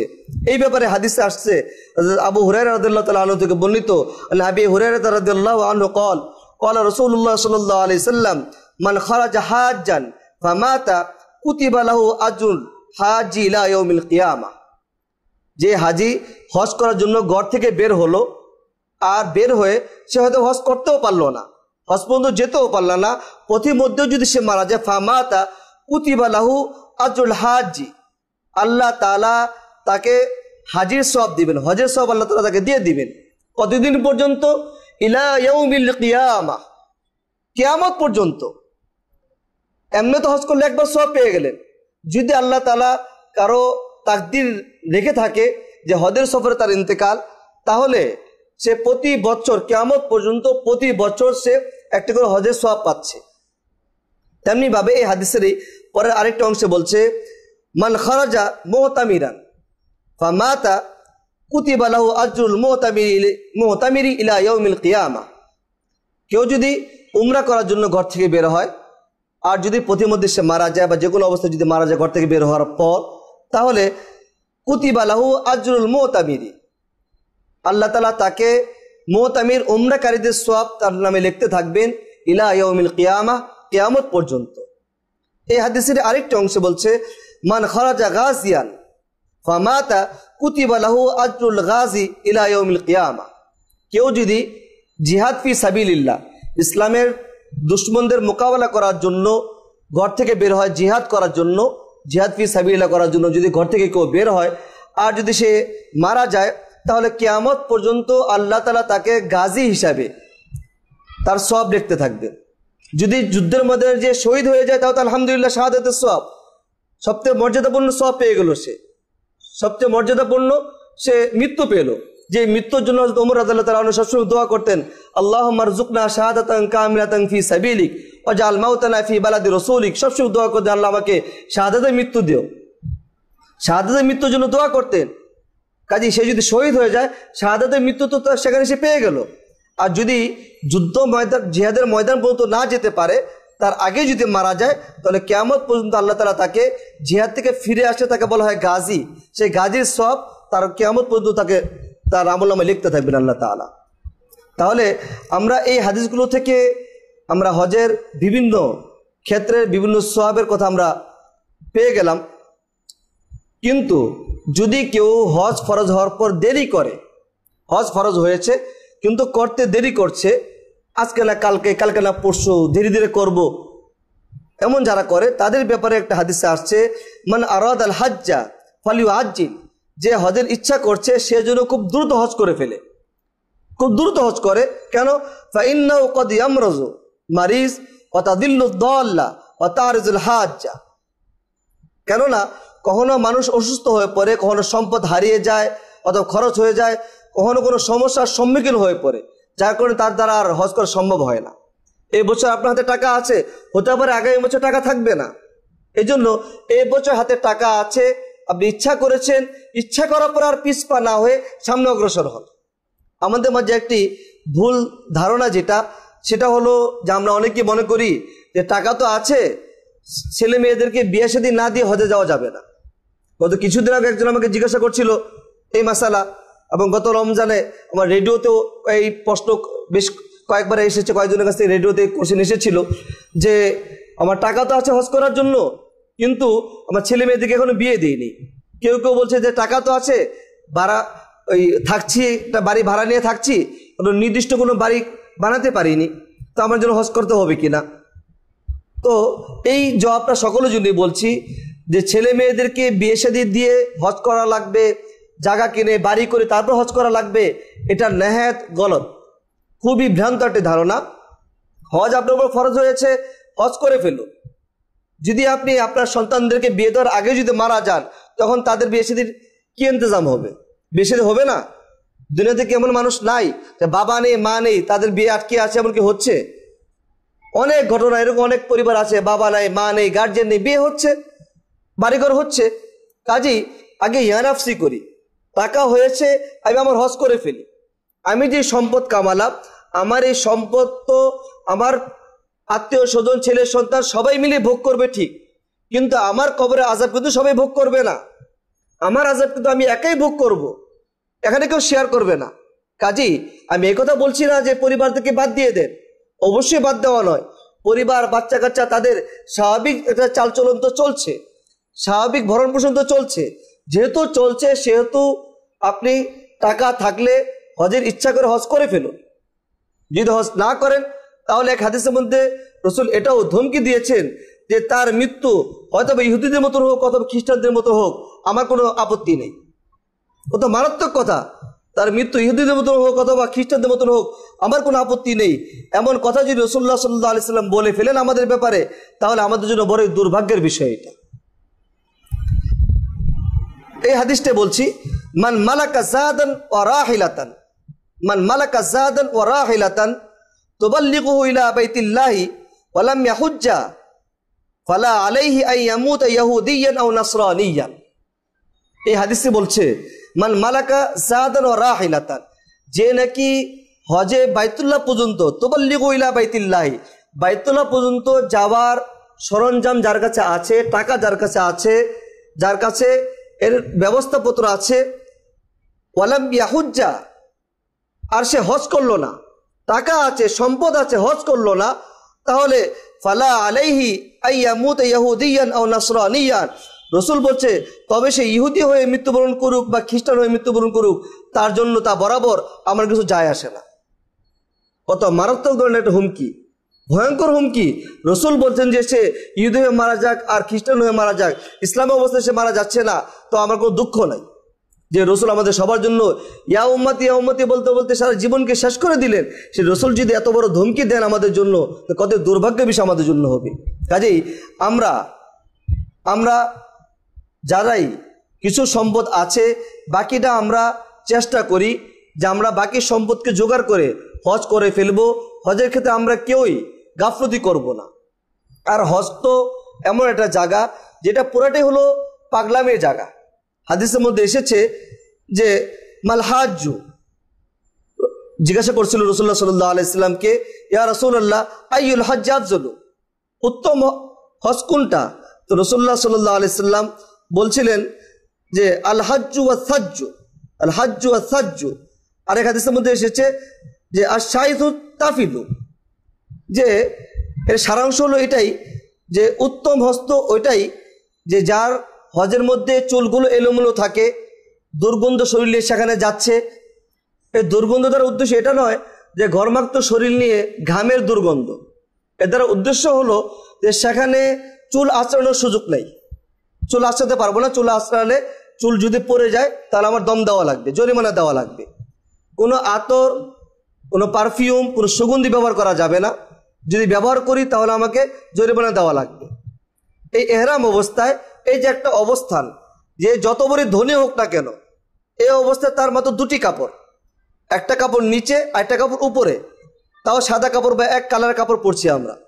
এই এক কালারের কাপড় পরে চুলগুলো এলোমেলো অবস্থায় শরীর গোসল করতে পারছি, কিন্তু আতর ব্যবহার করতে পারছি না, কোনো পারফিউম ব্যবহার করতে পারছি না, আর গোসল করলেও সাবান ব্যবহার করতে পারছি না।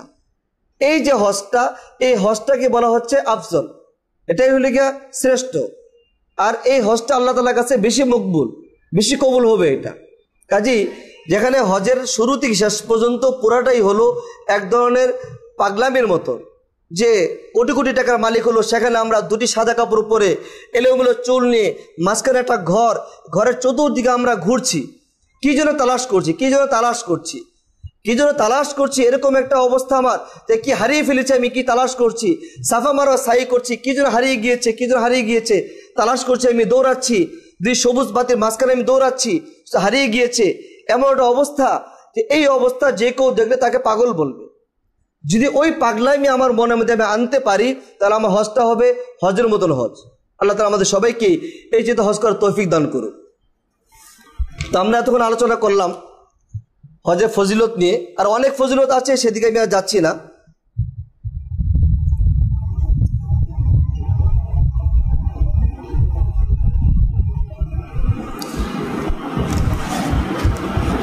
আমি আলোচনা করব হজের করণীয় কি। আমরা অনেক কিছু জানলাম, জানার পরে এই মুহূর্তে আমাদের জন্য করণীয় আমলগুলো কি কি হতে পারে। অনেক আলোচনা এখানে এসে গিয়েছে, তারপরে আমি একটু সারসংক্ষেপ হিসেবে বলছি যে হজের করণীয়র মধ্যে একটি তো হলো যে যদি সামর্থ্য থাকে, যখনই আমাদের টাকা হবে তখন আমরা ছেলে বিয়ে দেওয়া লাগবে, মেয়েকে বিয়ে দেওয়া লাগবে, ঘরবাড়ি করা লাগবে, এই জাতীয় কোনো ধোকায় না পড়ে আগে হজ করে নিব। সামর্থ্য হওয়ার সাথে সাথে আগে হজ করে নিব, এই যেহেতু কোনো ধোকার শিকার আমরা হব না। কারণ শয়তান আল্লাহ তাআলার সাথে চ্যালেঞ্জ করেছে আমাদেরকে ধোকা দিবে, যেহেতু ধোকা দেওয়ার চ্যালেঞ্জ করেছে, সে আমাদেরকে ধোকা দেওয়ার সর্বাত্মক চেষ্টা করবে। আল্লাহ তাআলা যেন আমাদেরকে সেই ধোকা থেকে বাঁচিয়ে আমাদেরকে হজ করার তৌফিক দান করেন।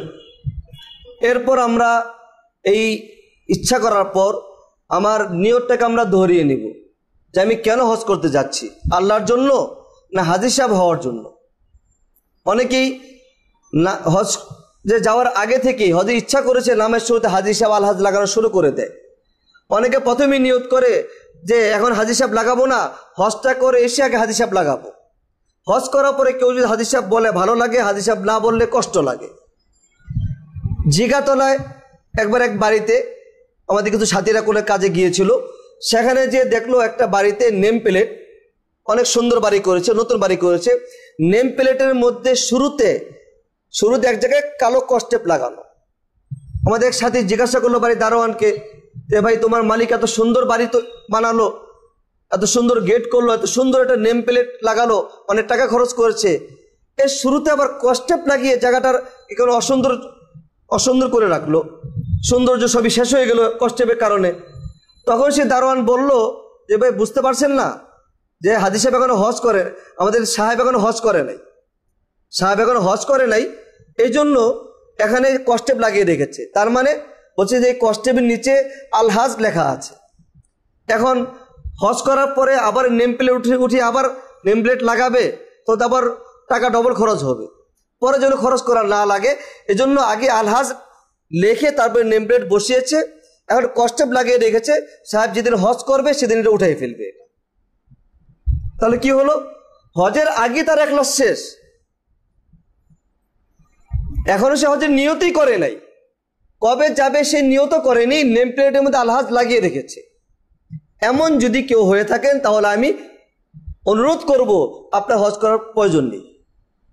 এত টাকা খরচ করে আপনি হজে না যেয়ে এই টাকাটা আপনি গরিব মিসকিনদেরকে দান করেন, অথবা আপনার বদলে অন্য কোনো আলেমকে আপনি এই টাকা দিয়ে হজে পাঠিয়ে দেন। তাহলে আপনি কি হাজি বলবেন আপনার হজের সওয়াব আপনি পেয়ে যাচ্ছে। যদি এমন কারো হয়, শয়তান ধোঁকা দিতেই পারে। এজন্য আমরা এখন থেকেই বারবার প্রতিদিনই দু একবার নিজে মনকে জিজ্ঞাসা করবো, মন তুমি কি চাচ্ছ, হাজি হতে চাচ্ছ না আল্লাহর মহব্বত হজ করতে চাচ্ছ? যদি হাজি হতে চায় তাহলে বাস, তাহলে হজের নিয়ত বাদ দিয়ে ঘরে বসে থাকো। এই জন্য আমরা ইখলাসটাকে বারবার দোহরিয়ে নেব। আমার এই কথা বলার উদ্দেশ্য এটা নয় যে আপনি হজে যাবেন না, বরং নিয়তটাকে বারবার দোহরিয়ে নেওয়া, বারবার ঠিক করে নেওয়া নিয়তটাকে।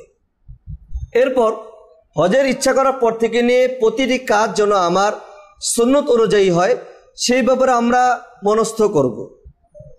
এবং সেই ক্ষেত্রে আমরা বিভিন্ন ট্রাভেলসের সাথে আলোচনা করি।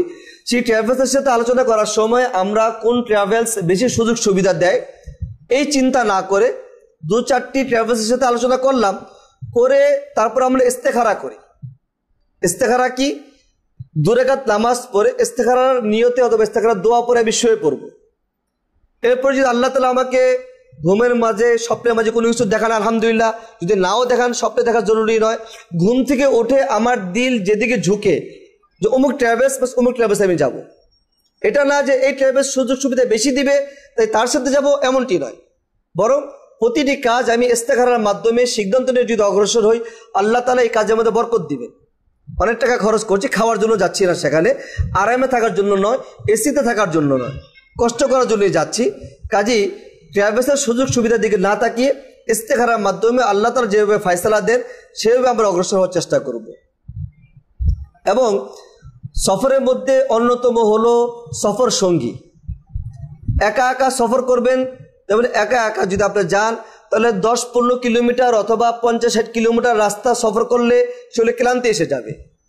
আর যদি আপনার সাথে সফর সঙ্গী থাকে, যে সফর সঙ্গী অনেক আছে, তাহলে এই সফর সঙ্গীদের কারণে সবাই মিলে একসাথে গেলে তখন কয়েকশো মাইল পথও যদি কোনো দুর্বল গাড়িতে যাওয়া হয় অথবা পায়ে হেঁটেও যদি অনেক দীর্ঘ পথ হাঁটা হয় তোর ক্লান্তি লাগে না, বরং ভালো লাগে অনেক সাথে একসাথে আছি। এই জন্য যাবো তো আমরা অনেকেই, এক বিমানে তো অনেক মানুষই হবে, এক জাহাজে, কিন্তু সবাই আমার সফর সঙ্গী নয়। সবাই একই সফরে যাচ্ছি, এখানে 4-5 জনকে আমি আমার জন্য সফর সঙ্গী বানিয়ে নিই, 4-5 জনকে আমি আমার সফর সঙ্গী বানিয়ে নিই। আমরা 4-5 জন একসাথে যা করব পরামর্শ করে করব, একসাথে সিদ্ধান্ত নিব, একসাথে আমরা হোটেলে যাব, একসাথে মসজিদে যাব, একসাথে ওমরা করব, একসাথে তওয়াফ করব। তাহলে আমাদের কাজের মধ্যে একটা স্পিড আসবে এবং প্রতিযোগিতা থাকবে। ভাই অমুকে এই করে তওয়াফ করলো, 7টা তওয়াফ করেছে, আমি 8টা তওয়াফ করব। অমুকে 1 খতম কোরআন পড়েছে, আমি 2 খতম কোরআন পড়বো। আর অমুকে তো আজকে 100 দুরূদ শরীফ পড়েছে, আমি 200 দুরূদ শরীফ পড়বো। কাজেই সফর সঙ্গী এমনই বেছে নেওয়া দরকার যে সফর সঙ্গী আমার সাথে আমলে কম্পিটিশন করবে বা আমি তার সাথে কম্পিটিশন করব। এই ক্ষেত্রে সবচেয়ে উপযোগী হলো কোনো আলেম বা মুফতি যদি আমার সাথে থাকেন, কোনো আলেম বা মুফতি যদি আমাদের এই সফরে থাকেন, তাহলে আমি তার সঙ্গী হয়ে যাব। আমার সঙ্গী তাকে বানাবো না, আমি তার সঙ্গী হব। কথা দুই, তা আমার সঙ্গী মুফতি সাহেবকে বানিয়ে নিলাম, মানে মুফতি সাহেব আমার অধীনস্থ, এটা না। আমি মুফতি সাহেবের অধীনস্থ হয়ে তার সঙ্গে আমি হয়ে যাব। মুফতি সাহেবকে বলবো যে হুজুর আপনি কখন কি আমল করেন আমাকে একটু বলে দিলে আমিও আপনার সাথে সে আমলগুলো করব। বিভিন্ন সময় বিভিন্ন মাসলার প্রয়োজন হয়, মুফতি সাহেব আরেক জায়গায়, আপনি এক জায়গায়, মাসলার সমস্যা, এখন কি করবেন? মুফতি সাহেব খুঁজে পাওয়া যাচ্ছে না, এখন মোবাইলে রিং দিচ্ছে, মোবাইলে রিং দিয়ে মুফতি সাহেবও ডিস্টার্ব, আপনারও ডিস্টার্ব। কাজেই যদি মুফতি সাহেবের সাথে আপনি থাকেন তাহলে আর রিং দেওয়া লাগছে না, সাথে সাথে মাসলা জিজ্ঞাসা করে নেন আপনি। এই জন্য সফর সঙ্গী আমরা কোনো আলেম কোনো মুফতিকে সাথে থাকার চেষ্টা করব। যদি আমার সফরে কোনো আলেম মুফতি না থাকেন তাহলে যারা আছেন এদের মাঝে যারা ভালো মুত্তাকি পরহেজগার দিনদার এমন কয়েকজন সাথী মিলে আমরা একটা গ্রুপ হয়ে যাব এবং প্রত্যেকেই আমরা আলোচনা করে নেব যে আমরা যে কোনো আমলের মধ্যে আমরা কম্পিটিশন দিয়ে আমরা আমল করবো ইনশাআল্লাহ, কোনো গুনাহ করব না, এটা কম্পিটিশনের মাধ্যমে গুনাহ থেকে বেঁচে থাকবো আমরা। এবং আমার হজটার জন্য অবশ্যই হালাল মাল দিয়ে হয়, সন্দেহযুক্ত কোনো মাল দিয়ে নয়। অর্থাৎ আমার ইনকাম তো প্রথমত তো এটা আমরা বলবো, অনুরোধ করব যে আমরা সবসময় হালাল কামাই করারই চেষ্টা করব, হারাম কামাই করব না, ঘরে আনবো না। যদি কখনো কোনো কারণে হারাম কামাই আমার হাত পর্যন্ত এসে যায়, এটা হাত থেকে ফেলে দিব বলতে সওয়াবের নিয়ত ছাড়া, এটা গরিব মিসকিনদের মাঝে দিয়ে দিব সওয়াবের নিয়ত ছাড়া, এটা ঘরে আনবো না। এই হারাম টাকা আমার সন্তানদেরকে আমি খাওয়াবো না, আমার স্ত্রীকে আমি খাওয়াবো না, আমি নিজেও খাবো না। ঠিক তেমনিভাবে হজের ক্ষেত্র হারাম সম্পদ দিয়ে আমি হজ করবো না, 100% হালাল সম্পদ। যদি আমার মালের মধ্যে সন্দেহযুক্ত হয় যে কিছু হালাল কিছু হারাম, আমি হালাল কামাই তো করি, একটু সুদের ব্যবসাও করি, হালাল ব্যবসা তো করি, হালাল কামাই তো করি, একটু ঘুষ খাওয়ার অভ্যাস আছে, হালাল ব্যবসা তো করি, হালাল কামাই তো করি, কিন্তু একটু মানুষের অবৈধ ইনকামও আমি একটু হাতাই, এমন যদি সম্ভাবনা থাকে, তাহলে আপনি যখন হজের নিয়ত করবেন তখন থেকে আপনার পারফেক্ট যে হালাল ইনকামটা এটাকে আপনি আলাদা একটা থলে রাখেন, অথবা আলাদা আলমারির ভিতরে বা সিন্দিকের ভিতরে আলাদা করে রেখে দেন এটাকে। যখন আপনার হালাল টাকা পুরোপুরি হজের সফর পরিমাণ হবে, এই টাকাতে আপনি হজে যান, তাতে একটা টাকাও যেন হারাম মিশ্রিত না হয়। বড় 1 ড্রাম দুধ পুরাটাই ভালো, এখানে মাত্র 1 ফোঁটা পেশাব যদি ঢেলে দেওয়া হয়, 1 ফোঁটা পেশাব কেউ খাবে? কেউ খাবে না। কেউ যদি বলে এখানে অনেক টাকা দুধ, তাও আমরা কি বলবো? হোকটা অনেক টাকা দুধ, এই পেশাব মিশ্রিত খাবো? পেশাব মিশ্রিত দুধ খাবো? তাহলে 1 ড্রামে 50 কেজি যদি থাকে, 50 লিটার দুধ, সেটা আমরা ফেলে দিব। তাহলে আমার হজের মধ্যে কত লাখ টাকা খরচ করছি, একটা টাকা যদি সেই পেশাবের ফোঁটার মতন এসে যায়, তাহলে আমার পুরো হজটাই অসম্পূর্ণ রয়ে গেল। হয়তো বা ফরজিয়াত আদায় হয়ে যাবে, দায়িত্বমুক্ত হয়ে যাবেন, কিন্তু হজে যে সওয়াব, সে সওয়াব আপনি পেলেন না। হজে যাওয়ার আগে আমরা দেখে নিব যে কার সাথে আমার কি ধরনের লেনদেন আছে। কেউ টাকা পাবে, তার এই ঋণটাকে পরিশোধ করে যাব, অথবা তার কাছে বলে যাব ভাই আমি হজে যাচ্ছি, আল্লাহ যদি আমাকে জীবিত নিয়ে আসে তাহলে আমি অমুক মাসে দিব, যদি আল্লাহ তাআলা আমাকে দেশে সুস্থ জীবিত অবস্থা ঘরে ফিরিয়ে না আনে, তাহলে অমুক জায়গায় আমার এত টাকা আছে, তুমি ওখান থেকে নিয়ে নেবে। পয়সা তাকে লিখিত দিয়ে যাব, ডকুমেন্ট, যাতে সে আমার মৃত্যুতে সেই জন্য এই ডকুমেন্ট দেখিয়ে এই টাকা উসুল করে নিতে পারে। কারণ আপনি মারা যাওয়ার সাথে সাথেই আপনার সন্তানরা আপনার সম্পদ নিয়ে লুটপাট শুরু করে দেবে, আপনার পাওনাদার কারাতে সেই চিন্তা করবে না। সাধারণত এটা হয়, সবার ক্ষেত্রে না, এটা হয়। এই জন্য এটা আমরা করব। যদি কারো আমানত আপনার কাছে থাকে, ওই ব্যক্তিকে বলা ভাই তোমার আমানত আমার কাছে আছে, আমি তো হজের সফরে যাচ্ছি, কি করা যায়? যদি বলে আপনার কাছে রাখেন, তাহলে আপনার বাড়িতে যারা আছে এমন বিশ্বস্ত কারো কাছে বলে যাওয়া অমুকের আমানত আমার কাছে এটা আছে, অমুক জায়গায় রেখেছি আমি, কাউকে জানিয়ে যাওয়া এবং ডায়েরিতে বা কোনো খাতায় লিখে রাখা, এটা সম্ভব হলে তাকে ফিরিয়ে দেওয়া, এটা সবচেয়ে বেশি ভালো। এবং ঘরের বিবি বাচ্চা বা যাদের ভরণ পোষণ আমার দায়িত্বে, বাপ মা থাকে, ভাই বোন থাকে বা চাকর বাকর থাকে, যাদের ভরণ পোষণ আমার দায়িত্বে, তাদের প্রত্যেকের হজের যে কদিন আমি থাকবো এই কদিন যে পরিমাণ খরচের প্রয়োজন এই পরিমাণ খরচের টাকা তাদের ব্যবস্থা করে দিয়ে তারপরে আমি হজে যাব।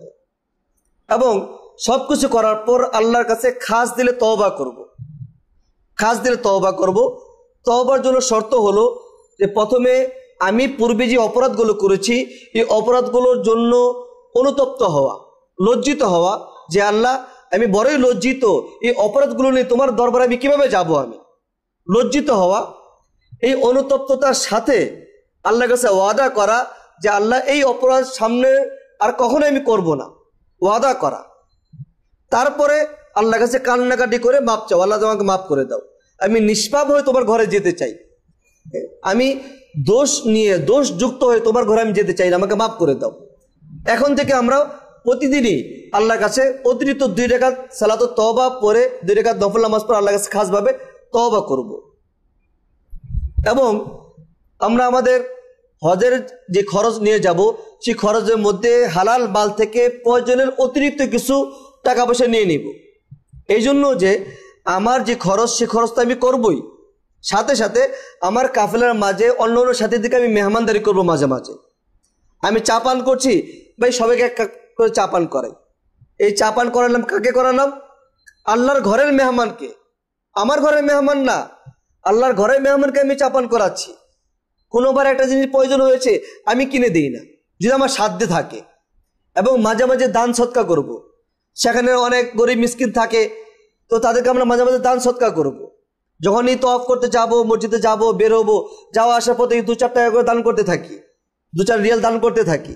এই জন্য একবারে টাইট হিসাব করে নিয়ে যাব না, কিছু অতিরিক্ত টাকা নিয়ে যাব এবং খোলা মনে খরচ করব, এই মনে করে যে আমি যে টাকা খরচ করছি এই টাকাটা আমি আল্লাহর ঘরের প্রতিবেশীদের পেছনে খরচ করছি। একটা জিনিস কিনলাম, এই জিনিসটা কার কাছ থেকে কিনলাম? যে ব্যক্তি আল্লাহর ঘরের প্রতিবেশী তার কাছ থেকে কিনলাম। আমি মাথার চুল ফেলার জন্য সেলুনে গেলাম, আমি ঘরে চুল ফেললে 2 টাকা খরচ হবে, একটা ব্লেড দিয়ে টান দেবো, হয়ে গেল। আর যদি আমি সেলুনে যাই 10 রিয়াল 15 রিয়াল, হজের সময় 50 রিয়ালও নিতে পারে। যে 50 রিয়ালটা আমি কাকে দিলাম? আমি আল্লাহর ঘরের প্রতিবেশীকে আমি দিলাম। এই নিয়তে যদি আমি সেখানে খরচ করি খোলা হাতে, তাহলে আল্লাহ তাআলা প্রতিটা খরচই আমাকে, যে ওইটাকে বললাম 700 গুণ বেশি করে সওয়াব হতে থাকবে। এই জন্য অতিরিক্ত টাকা নেব। ঘর থেকে বের হওয়ার সময় 2 রাকাত নামাজ পড়ে বের হবো, আমরা 2 রাকাত নামাজ পড়ে বের হবো। এবং প্রথম রাকাতে কুল ইয়া আইয়ুহাল কাফিরুন, দ্বিতীয় রাকাতে সূরা ইখলাস, কুল হুয়াল্লাহু আহাদ, এই 2টি সূরা পড়তে পারলে ভালো। ঘর থেকে বের হওয়ার সময় কিছু সদকা করব, ঘর থেকে বের হওয়ার আগেই সদকা করে বের হবো, আবার বের হওয়ার পরে সদকা করার চেষ্টা করব। কারণ হাদিসে এসেছে যে সদকা আল্লাহ তাআলা রাগকে মিটায় দেয়, বালা মুসিবতগুলোকে কাটিয়ে দেয়, বিভিন্ন বিপদ আপদ আসলে ওগুলো আল্লাহ তাআলা সব ধ্বংস করে দেয়। এই জন্য আমরা ঘর থেকে বের হওয়ার আগেও কিছু সদকা করব, ঘর থেকে বের হয়ে পথের মধ্যে বা এয়ারপোর্ট যাওয়ার আগেও আমি কিছু সদকা করার চেষ্টা করব। ঘর থেকে বের হওয়ার সময় থেকে শুরু করে বিভিন্ন সময় যে সমস্ত সুন্নত আমলগুলো আছে সুন্নত আমলগুলো করে বের হওয়ার চেষ্টা করব। ঘর থেকে বের হওয়ার সময় বাম পা দিয়ে বের হওয়া, গাড়িতে ওঠার সময় ডান পা দিয়ে গাড়িতে ওঠা, এই যত বিভিন্ন সুন্নতগুলো আমরা মনে করে করে সুন্নত অনুযায়ী আমরা করার চেষ্টা করব। ঘর থেকে বের হওয়ার সময় আমার দোস্ত আহবাব, আত্মীয় স্বজন, পাড়া প্রতিবেশী যারা আছে তাদের কাছে বলে যাব। কয়েকটি ফায়দা, একটি ফায়দা তো হলো তাদের কাছে বলে গেলে যদি কারোর সাথে লেনদেন থাকে সে আমাকে মনে করিয়ে দিবে, আমার মনে নাও থাকতে পারে। যদি কারোর মধ্যে হজের ইচ্ছা না হয়ে থাকে আমার দেখা দিকে তার মধ্যে আজকে ইচ্ছা হয়ে যাবে, আমার বন্ধু যাচ্ছে আমিও যাবো আগামী বছর, বা আমি নিয়ত করলাম তোমার কাছে আমি আগামী বছর যাবো, আপনার হাত ধরে সে নিয়ত করে ফেলবে, সব আপনি পেয়ে গেলেন। অনেকে অনেক দোয়া চাবে আপনার কাছে, আমার এই প্রয়োজন এই প্রয়োজন, আমি তো হজে যেতে পারছি না, তোমার কাছে বললাম তুমি আল্লাহর ঘরে যেয়ে আমার জন্য দোয়াটা করবা। অনেকের অনেকগুলো দোয়ার দায়িত্ব নিয়ে আপনি যখন যাবেন এটা অনেক বড় একটা ইকরাম হয়ে গেল এটা। এবং সফরে আমরা যে কজন থাকবো তাদের মধ্যে একজনকে আমির বানিয়ে নিব। কথা হতো আমরা এই এলাকা থেকে 10 জন যাচ্ছি, 10 জনের মধ্যে একজনকে জিম্মাদার বানাবো আমাদের মূল আমির সাহেবের কাছে যাওয়ার আগ পর্যন্ত। কাফেলার আমির তো আছেন, কাফেলার আমির পর্যন্ত যাওয়ার আগ পর্যন্ত ঘর থেকে আমরা 10 জনের একজন আমির অমুকে, আলেম হলে আলেমকে বানাবো, আলেম যদি না থাকেন তাহলে আমাদের মধ্যে যিনি পরে তাকে আমরা জিম্মাদার বানিয়ে আমির বানিয়ে তারপরে আমরা সফরে বের হবো। এটা সুন্নত, যদি 3 জন সাথী একসাথে কোথাও যায় একজনকে আমির বানিয়ে নেওয়া। এরপরে আমরা যখন সেখানে যাব, সেখানে হোটেলে বা বিভিন্ন জায়গায় আমরা যে হোটেলে 5 জন থাকবো, 5 জনে একজন আমির থাকা চাই, বা 3 জনে একজন আমির থাকা চাই, 2 জন হলে 2 জনের মধ্যে একজন আমির থাকা চাই। এটা আমরা জায়গায় জায়গায় এই কাজটা করব এবং আমিরের পরামর্শ নিয়ে, পরামর্শের মাধ্যমে আমরা সামনে অগ্রসর হব। সেখানে আমরা এখান থেকে বের হওয়ার সময় আরেকটা বিষয় যেটা থাকে, আমরা সামানাপত্র গুছিয়ে নেই। সামানাপত্রগুলো আমরা যেগুলো বানাই সেগুলোর মধ্যে কিছু প্রয়োজনীয় জিনিস থাকে, সেগুলো আমরা অবশ্যই আমাদের বিভিন্ন হজ গাইডগুলোতে তালিকা দেওয়া থাকবে। আমি ওই দিকে যেতে চাচ্ছি না, যেহেতু এগুলো আপনারা সব হজ গাইডে পেয়ে যাবেন। ওই তালিকা অনুযায়ী সব কিছু দেখে দেখে আপনারা জিনিসপত্রগুলো নিয়ে নেবেন। প্রয়োজনীয় ওষুধপত্র কাগজপত্রগুলো অবশ্যই নিয়ে নেবেন। সেখানে ওষুধের দাম অনেক বেশি পড়বে। আর সবচেয়ে বড় যে বিষয়টা, অনেক ফার্মেসিতে আপনাকে ডাক্তারের প্রেসক্রিপশন ছাড়া আপনাকে ওষুধ দিবে না। আবার অনেক সময় আছে আপনি যে পাওয়ারের ওষুধ খাচ্ছেন এই পাওয়ারের ওষুধ ওখানে পাবেন না। যদি না পান তাহলে আপনার জন্য মুশকিল হয়ে যাবে। এর জন্য প্রয়োজনীয় ওষুধ যেগুলো প্রয়োজন হয় আপনার সবসময় লাগে, এগুলো সাথে সাথে নিয়ে নেওয়া। তার সাথে সাথে কিছু কমন ওষুধ, মাথা ব্যথা, পেট ব্যথা, ডায়রিয়া, চুলকানি, শরীর ব্যথা, এই জাতীয় আমাশা হতে পারে, এই জাতীয় কিছু ওষুধ আমরা নিয়ে নেব, শুকনো খাবার নিয়ে নেব। খেয়াল রাখবো আমার সামানের জন্য বেশি ভারী না হয়ে যায়। আমার সামানে কিন্তু আমাকেই টানতে হবে, কারণ আমাকে কে টানবে? আমি যত বড় লিডার হই না কেন, যত বড় মুরব্বী হই না কেন, আমার সাথে যে যাচ্ছে তারও একটা সামানা আছে। আমারও উচিত হবে না যে আমি লিডার আমার এলাকায়, আমি মুরব্বী আমার এলাকায়, আমি উস্তাদ আমার এলাকায়, আমি টিচার আমার এলাকায়, আমার ছাত্র যে যাচ্ছে তারও একটা সামানা আছে। আমি আমার সামানা যদি তাকে দিয়ে দেই, তার সামানা কে টানবে? আমার সামানা আমি বহন করার চেষ্টা করব। এজন্য সামানা খুব হালকা রাখবো, যাতে সব জায়গায় বহন করা আমার জন্য সহজ হয়ে যায়। এরপর ঘর থেকে বের হলাম, এয়ারপোর্টে যাওয়ার পরে সেখানে ইমিগ্রেশন যে কার্যক্রমগুলো আছে এগুলো খুব সুন্দরভাবে করা। আমার ব্যাগের মধ্যে এমন কোনো সামানা নেব না যে সামানাগুলো মেশিনে ধরা পড়লে আমার সেখানে লজ্জিত হওয়া লাগতে পারে, এমন কোনো সামানা আমি নিব না। এক কথা আমি বলে দিলাম কী কী ধরনের হতে পারে, আপনারা সকলে জানেন বা বুঝেন। এই জাতীয় কোনো জিনিস আমরা নিব না। হাত ব্যাগের মধ্যে ছুরি, কেচি এগুলো আমরা রাখবো না, বা ম্যাচ এগুলো আমরা রাখবো না হাত ব্যাগের মধ্যে। এগুলো মেশিনে ধরা পড়লে তখন আপনিও লজ্জিত হবেন যে হাজি সাহেব হজ করতে যাচ্ছে, এগুলো তার ব্যাগের মধ্যে রেখেছে। অনেকে সামান এত বড় হয়ে যায় যে সেখানে ওই ইমিগ্রেশনের মধ্যে বা এয়ারপোর্টে বিভিন্ন জন লোকেরাই বিভিন্ন গালমন্দ করতে থাকে, হজ করতে যাচ্ছেন না ব্যবসা করতে যাচ্ছেন। একটা কথা আপনার শুরুতে শোনা লাগলো, আপনার মনটা খারাপ হয়ে যাবে। অনেকে অনেক কিছু দিতে চাবে, অমুকের ছেলে থাকে, অমুকের মেয়ে থাকে, তার জন্য দিতে চাবে। সবার কাছেই আন্তরিকতার সাথে বলা যে আমি তাদের কাছে আপনার সালাম পৌঁছায় দিব, আমি তো হজ করতে যাচ্ছি। এই যে আমার সামান যদি বড় হয়ে যায় তাহলে তো আমার জন্য কষ্ট, এয়ারপোর্টে এগুলো ফেলে দিলে আপনার জন্য কষ্ট হবে এগুলো। হ্যাঁ, যদি হালকা কিছু হয়, যদি অন্য কেউ কিছু না দেয় এবং সেটা আপনার বহন সাধ্য হয়, তাহলে হয়তো একরামে নিয়তে নিয়ে নিতে পারেন। এয়ারপোর্টে যে আমরা এহরাম যারা বাঁধবো, যদি ডাইরেক্ট মক্কা যাই ঘর থেকে এহরাম বেঁধে যাবো অথবা এয়ারপোর্ট থেকে এহরাম বাঁধবো। যদি আমরা মদিনা যাই আগে আমরা জেনে নেব, তাহলে আর এখান থেকে এহরাম বেঁধে যাওয়ার দরকার নাই। মদিনা থেকে এহরাম বেঁধে আমরা মক্কা যাব, এটা আমরা জেনে নেব। এহরামের নিয়ত হয়তো বা আমরা এয়ারপোর্ট থেকে এহরামে কাপড় পরে নিলাম। যদি আমরা মনে করি আমার কারো বারবার চুলকানি হতে পারে, বিভিন্ন ধরনের রোগ আছে, তাহলে হয়তো বা এয়ারপোর্ট থেকেই নিয়ত না করলেন। নিয়ত করার পর থেকে আপনি চুলকাতে পারবেন না, চুল আসাতে পারবেন না, পারফিউম ব্যবহার করতে পারবেন না। এখন এয়ারপোর্ট বিমানের ভিতরে আপনার টিস্যু আছে, ওই টিস্যু ধরবেন, টিস্যুর মধ্যে আপনার কি থাকবে? পারফিউম থাকবে। কাজে ওই পারফিউম আপনি ধরতে পারবেন না। সেখানে সাবান থাকবে, আপনি বাথরুম করলেন, সাবান দিয়ে হাত ধুলেন, ওটা ধোয়া যাবে না। এই জন্য বেশি ভালো একেবারে সতর্ক থেকে যদি পারি সবচেয়ে বেশি ভালো। যদি কারো অভ্যস্ততা না থাকে তাহলে আমি আগে থেকেই এহরামে নিয়ত না করি, নামাজ পড়ি, নামাজ পড়ে নিয়ত করব না। বিমানে ওঠে 6 ঘন্টা লাগে, 3-4 ঘন্টা পরে যে আমি নিয়ত করি। কিন্তু এখানে একটা আশঙ্কাও আছে, আমি বিমানে উঠে ঘুমিয়ে গেলাম আর ঘুম থেকে উঠে থেকে বিমান ল্যান্ড করেছে, তাহলে কিন্তু আবার আমার জন্য মুশকিল হবে। কারণ বিমান আকাশে থাকা অবস্থায় আমাদের যে সীমানা, যেটাকে মিকাত বলে, মিকাত পার হয়ে যায়। বিমানে থাকা অবস্থায় মিকাত পার হয়ে যায়। অনেক বিমানে মিকাত পার হওয়ার আধা ঘন্টা আগে মাইকে বলতে থাকে যে আমরা 20 মিনিট পরে মিকাত পার হব। অনেক বিমানে বলে না। আমি এই পর্যন্ত যে কয়বার গিয়েছি, একবার পেয়েছি বিমানে বলেছে, অন্যবার বিমানে বলেনি। কাজে যদি বিমানে না বলে আপনি কিন্তু জানতে পারছেন না মিকাত পার হচ্ছে। এই জন্য এটা একটা ভয়ও থাকে, আশঙ্কা থেকে যায় যে যদি আপনি মিকাত পার হয়ে যান তাহলে আপনি এহরাম বাঁধতে পারলেন না, তাহলে এই জন্য আবার আপনাকে পরবর্তীতে এই জন্য কাফারা দেওয়া লাগবে। এই জন্য আগে করলে ভালো।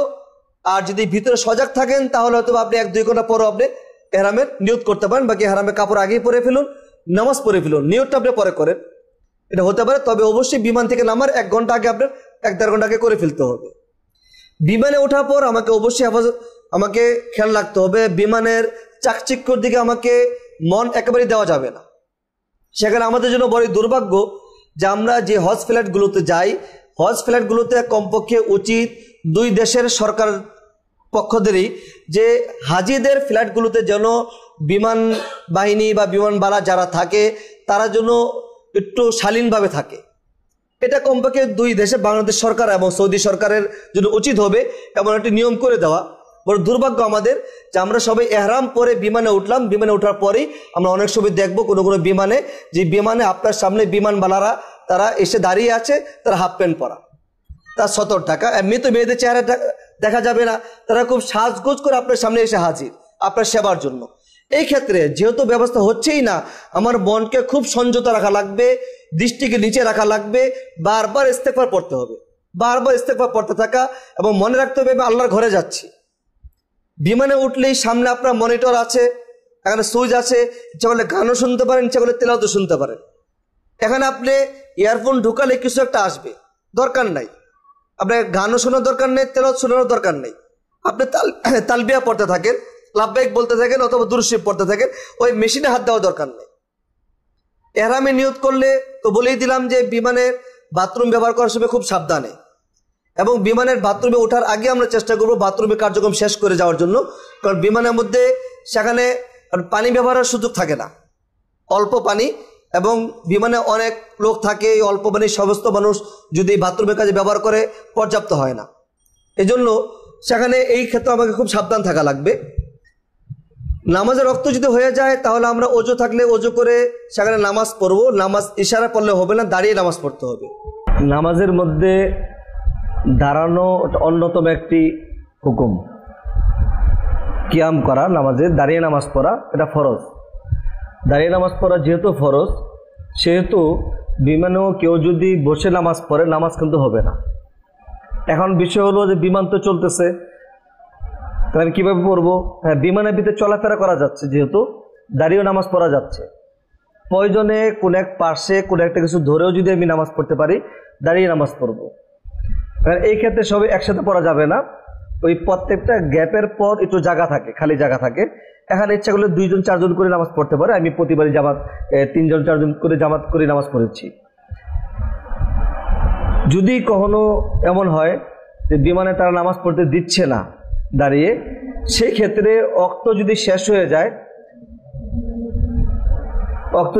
হয়ে যায় তাহলে আমরা নামাজটা বসে বসে ইশারায় পড়ে ফেললাম বা বসে নামাজ পড়লাম, কিন্তু এই নামাজ পরবর্তীতে আবার পড়া লাগবে। এই জন্য যেহেতু আমার ফরজটা ছুটে গিয়েছে, তখন পড়লাম কেন? তখন এই জন্য পড়লাম যে আমার ফরজ তরকের গুনাহ থেকে বেঁচে গেলাম। নামাজ কাজা করা যে গুনাহ, সেই কাজা করা গুনাহ থেকে আমি বেঁচে গেলাম, এই ফায়দাটা হলো। এই জন্য যদি দাঁড়ানোর সুযোগ না থাকে আমি বসে বসে নামাজ পড়ে ফেলবো, কিন্তু পরবর্তী নামাজ আমাকে আবার পড়তে হবে। আর যদি দাঁড়িয়ে নামাজ পড়তে পারি, দাঁড়িয়ে নামাজ পড়বো, প্রয়োজনে ছোট ছোড়া দিয়ে তাড়াতাড়ি করে নামাজ পড়ে ফেললাম। তবে চেষ্টা করলে এটা সম্ভব। পানি যেহেতু নাই, সেখানে আমরা তায়াম্মুম করতে পারবো, তায়াম্মুম করে আমরা নামাজ পড়বো। মাটির চাকা অংশ এয়ারপোর্টে বিমান বালাদের কাছে বললে ওরা মাটির চাকা রাখে, অথবা এমনি তো স্বাভাবিক যেই দেয়ালটা আছে সেই দেয়ালের মধ্যে আমরা তায়াম্মুম করে ফেললাম, কোনো সমস্যা নেই। ধুলাবালি সেখানে যদিও নাই, তারপর তায়াম্মুম হয়ে যাবে সেখানে। বিমান থেকে নামার পর সেখানে আমাদের যে এয়ারপোর্টের কার্যক্রমগুলো আছে এগুলো তো আমরা প্রত্যেকেই কম বেশি বুঝি, বা একে অপরেরটা দেখা দেখি করে আমরা করে ফেলবো।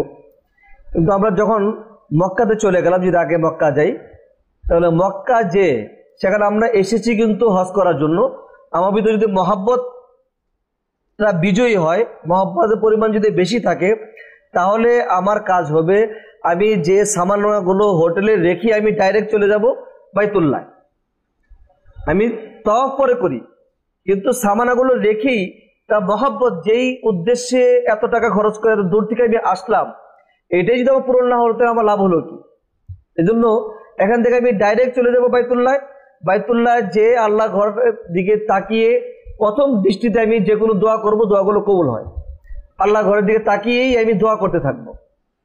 এরপর আমি হয়তোবা কিছুক্ষণ ফ্রেশ হয়ে একটু বসলাম, জমজম পানি পান করলাম, তারপরে আমি হোটেলে এসে এরপরে ঘুমিয়ে টুমিয়ে শরীর ফ্রেশ করে তারপরে আমি তওয়াফ করি, সাই করি, তারপরে আমি হালাল হই, পরে কোনো সমস্যা নেই। কিন্তু আমার প্রথমে এই কাজটা হওয়া চাই। আমরা অনেক সময় যে আগে হোটেলে আগে যাচ্ছি, যে সামানপত্রগুলো রাখছি, গোসল করছি, একদিন ঘুমিয়ে নিচ্ছি, তারপরে আমি যাচ্ছি, এটা তো আমার মহব্বতের কথা না। এটা যেই জন্য আমি গেলাম এত টাকা খরচ করি সেটা তো আমার হচ্ছে না। আগে আমি আল্লাহর করে হাজিরা দিয়ে আসি, তারপরে আমি অন্যান্য কাজগুলো করি। যদি বেশি ক্লান্ত হয়ে যায় তাহলে ঠিক আছে, রুমে কিছুক্ষণ বিশ্রাম নিয়ে গেলাম, কিন্তু ভিতরে আমার একটা জ্বলন থাকা চাই। আমরা তওয়াফ করব, সাই করব, হজের আমল যেগুলো আছে সেগুলো তো আমাদের মুআল্লিমরা বারবার বলেই দিবেন, সেদিকে আমি যাচ্ছি না। সেখানে আমাকে লক্ষণীয় হলো তওয়াফ করার সময় হজের আসওয়াদ থেকে শুরু করি। আমরা অনেক সময় তওয়াফের সময় হজের আসওয়াদ ধরার চেষ্টা করি। ইহরামের কাপড় পরা অবস্থায়, ইহরাম বাঁধা অবস্থায় হজের আসওয়াদ ধরা যাবে না। এই জন্য ধরা যাবে না যে হজের আসওয়াদে আতর লাগানো থাকে। প্রতি নামাজের পর বা আগে হজের আসওয়াদে অনেক আতর ঢেলে দেয়, বা এর যে গিলাফ আছে গিলাফের মধ্যে আতর লাগানো থাকে। কাজে আমি হালাল হওয়ার আগ পর্যন্ত যখন তওয়াফ করবো, তওয়াফের মধ্যে আমি ওটা ধরবো না, আল্লাহর ঘরে হাত লাগাবো না এবং হজের আসওয়াদ ধরবো না। হ্যাঁ, যখন নাকি আমার হালাল হয়ে গেলাম, হালাল হয়ে যাওয়ার পর তখন আমি স্বাভাবিক কাপড় চোপড় উপরে যতবার যাবো ততবার আমি হজের আসওয়াদ পাথর ধরার চেষ্টা করি, আল্লাহর ঘরের দরজা ধরার চেষ্টা করি, মুলতাজিম ধরার চেষ্টা করি, এবং সেখানে আমি যে কোনো আমল করি, সমস্যা নেই। কিন্তু ইহরাম থাকা অবস্থায় আমাকে একটু সতর্ক থাকা লাগবে এই জায়গাটায়। পরবর্তীতে যখন আমি হালাল হয়ে গেলাম, হজের আরো অনেক দিন বাকি আছে, অথবা হজ করার পর এখন আমি আরো 15-20 দিন থাকবো বা 5-10 দিন থাকবো, তখন আমি কি করব? তখন আমি বেশি বেশি করে তওয়াফ করব। নফল নামাজও পড়তে পারি, নফল নামাজটা আমি আমার ঘরেও পড়তে পারি, নফল নামাজ আমি বাংলাদেশেও পড়তে পারছি, তওয়াফ কিন্তু আমি বাংলাদেশে করতে পারছি না। এই জন্য যেহেতু তওয়াফ বাংলাদেশে করতে পারছি না, এই জন্য তওয়াফের আমলটা আমি ওখানে বেশি বেশি করি। হ্যাঁ, কয়েকবার তওয়াফ করার পরে ক্লান্ত হয়ে গেলাম, তখন আমি কোনো এক জায়গায় বসে আল্লাহ ঘরের দিকে তাকিয়ে থাকি, অথবা তখন আমি 2 রাকাত নামাজ পড়লাম, সমস্যা নেই, নামাজ পড়ি, 2-4 রাকাত নামাজ পড়ি, বিশ্রামের সময় কোরআন তেলাওয়াত করি, দুরূদ শরীফ পড়ি। তো চেষ্টা করবো বেশি বেশি করে তওয়াফ করার জন্য। আমরা অনেকেই আয়েশা মসজিদ থেকে বারবার উমরা করি। আয়েশা মসজিদ থেকে বারবার উমরা করার তুলনায় আমরা বেশি বেশি করে তওয়াফ করলে 7 চক্করে এক তওয়াফ হয়, বারবার তওয়াফ করলে ফজিলত বেশি। এই জন্য যে আয়েশা মসজিদ থেকে উমরা যেই আমলটা, আমাদের আয়েশা রাদিয়াল্লাহু তাআলা আনহার অসুস্থতার কারণে ওখান থেকে তিনি উমরার ইহরাম বেঁধে এসেছিলেন। কাজেই আমরা যদি কেউ ওনার অনুসরণ হিসেবে করি, 1-2 বার করলাম, কিন্তু বারবার না। আর বারবার করতে গেলে তখন আমার উমরার আহমিয়ত, গুরুত্ব আমার মন থেকে চলে যায় আস্তে আস্তে। এই জন্য আমরা বারবার তওয়াফ করার চেষ্টা করি। তওয়াফের জন্য আমরা চেষ্টা করব রাতে আবহাওয়া ঠান্ডা থাকে, একটু হালকা থাকে। আর মানুষজন বেশি হলো আবহাওয়া যদি ঠান্ডা থাকে, রাতের বেলা তওয়াফ করি অথবা ইবাদত করি, তেলাওয়াত করি, সারা রাত জাগনা থাকার চেষ্টা করি। সকালে ফজরের পর থেকে আমি 12টা পর্যন্ত ঘুমাই, 11টা পর্যন্ত ঘুমাই, জোহরের নামাজ আগ পর্যন্ত ঘুমাই, যেহেতু সকালে কোনো খাস কোনো আমল নেই, আর রোদ্রের মধ্যে অনেক সময় ক্লান্তি এসে যাবে। রাতে বেলা বেশি আমল করার চেষ্টা করি, রাতে না ঘুমানোর চেষ্টা করব। মদিনা যখন চলে যাব, সেখানে যেই আমার হুব্বে রসুল, নবীর মহব্বত দিয়ে আমি মদিনা যাচ্ছি, আমাকে খেয়াল রাখতে হবে নবীর মহব্বত দিয়ে আমি মদিনা যাচ্ছি। কাজেই মদিনায় যেও আমরা অলসতা করব না, নবীর শানের বেয়াদবি হয় এমন কোনো কাজ আমরা সেখানে করব না। মদিনায় যে আমরা চেষ্টা করব প্রথমেই নবীর রওজা যে সালাম দেওয়ার জন্য। সেখানে আমরা ভুল যেটা করে থাকি, নবীর রওজার সামনে যে আমরা মোনাজাত তুলে নবীর কাছে বিভিন্ন কিছু চাই, এটা আমাদের ভুল। নবী আমাদের কিছু দিতে পারবেন না, দিবেন তো আল্লাহ তাআলা। নবীর কবরের সামনে যে আমরা সালাম দিব, নবীর কবরের পর আছে আবু বকর সিদ্দিক রাদিয়াল্লাহু তাআলা আনহুর কবর, তারপরে ওমর ফারুক রাদিয়াল্লাহু তাআলা আনহুর কবর, তিনজনকে আমি সালাম দিয়ে যাব। কিন্তু সেখানে আমি কিছু চাবো না। আমরা সেখানে অনেকক্ষণ দাঁড়িয়ে মুনাজাত করে নবীর কাছে আমাকে চাকরি দাও, বাচ্চা দাও, বিয়ের ব্যবস্থা করে দাও, এটা ঠিক না। সেখানে দুরূদ শরীফ আমলকে বেশি করে করব। 40 দুরুদের দই পাওয়া যায়, বই আছে, ছোট বই, 40 দুরুদের বই, এটা আমরা লাইব্রেরির মধ্যে পেয়ে যাব। এই বইটা যদি আমরা সাথে নিয়ে যাই, 40টা দুরূদ শরীফ আছে, দেখে দেখে যদি পড়তে পারি পড়বো, যদি পড়তে না পারি তাহলে আবার যে দুরূদ শরীফ পড়ি নামাজের দুরূদ এটাই পড়বো, অথবা সাল্লাল্লাহু আলাইহি ওয়াসাল্লাম ছোট দুরূদ সাল্লাল্লাহু আলাইহি ওয়াসাল্লাম দেখো বেশি করে পড়বো আমরা। আর সেখানে জান্নাতুল বাকি আছে, সেখানে আমরা জান্নাতুল বাকিতে কোনো এক সময় যে কবর জিয়ারত করার চেষ্টা করব। তো এই আমলগুলোর সাথে সাথে আমরা কিছু কাজ যেগুলো আমরা করা উচিত না আমরা করে থাকি, তার মধ্যে একটা হলো হোটেল নিয়ে। হোটেল মুআল্লিমের সাথে আমার কথা একরকম হয়েছে, এখন যদি মুআল্লিম কথা ঠিক না রাখে আল্লাহর কাছে তার জবাব দেওয়া লাগবে, তার গুনাহ হবে মিথ্যা কথা বলার কারণে। সে যদি ইচ্ছা করে আমার সাথে ধোঁকাবাজি করে থাকে আল্লাহর কাছে তার জবাব দেওয়া লাগবে, গুনাহ হবে। আমি সেখানে এক দুইবার বলবো ভাই আমার তো কথা এরকম ছিল না, এরকম ছিল, ওটা আমাকে দাও। এক দুইবার যদি কাজ না হয় বাস চুপ করে থাকবো, ধৈর্য ধরবো। ইন্নাল্লাহ মা সাবিরিন, আল্লাহ তাআলা ধৈর্যশীলদের সাথে থাকে। সেখানে আপনি বারবার কথা বলে কিন্তু আপনার হক আদায় করতে পারবেন না, বরং কি হবে আপনার কারণে আরো 10 জন আপনার সাথে তাল মিলে মুআল্লিমের সাথে ঝগড়া করবে, সেখানে ফিতনা হবে। হোটেলে আমরা কম সময় থাকার চেষ্টা করব, বেশি সময় আমরা বাইতুল্লাহ অথবা মসজিদে থাকার চেষ্টা করবো বেশি সময়। হোটেলে যতক্ষণ থাকবো ততক্ষণ চেষ্টা করব কোন একটা কিতাব থেকে তালিম করার জন্য। ফাজাইলে আমাল আছে, মুনতাকাব হাদিস আছে, রিয়াদুস সলিহিন আছে, অথবা হজের যে হাদিস বইগুলো আছে এই বইগুলো আমরা নিয়ে যেতে পারি। একটা বই আছে ফাজাইলে হজ, ফাজাইলে হজ শায়খুল হাদিস জাকারিয়া রাহমাতুল্লাহ আলাইহির লেখা বই। এই বইটাও যদি আমরা সাথে করে নিয়ে যাই, এই বইটা থেকে আমরা তালিম করে করে সেখানে সাথীদেরকে সবসময় আমলের দিকে জড়িয়ে রাখলাম, এটা আমরা চেষ্টা করব। অন্যথায় যেটা হয় যে আমরা যখন মসজিদে হোটেলে আছি খামাখা, তখন বসে কি হয় গীবত শুরু হয়ে যায়।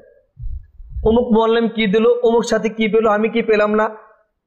এক মুআল্লিমের সাথীরা আরেক মুআল্লিম সম্পর্কে এই দোষ চর্চা শুরু করে গীবত শুরু করে দেয়। গেলাম নিষ্পাপ হওয়ার জন্য, সেখানে এক গাঁটি গুনাহ নিয়ে আসছে, এটা কেমন হলো?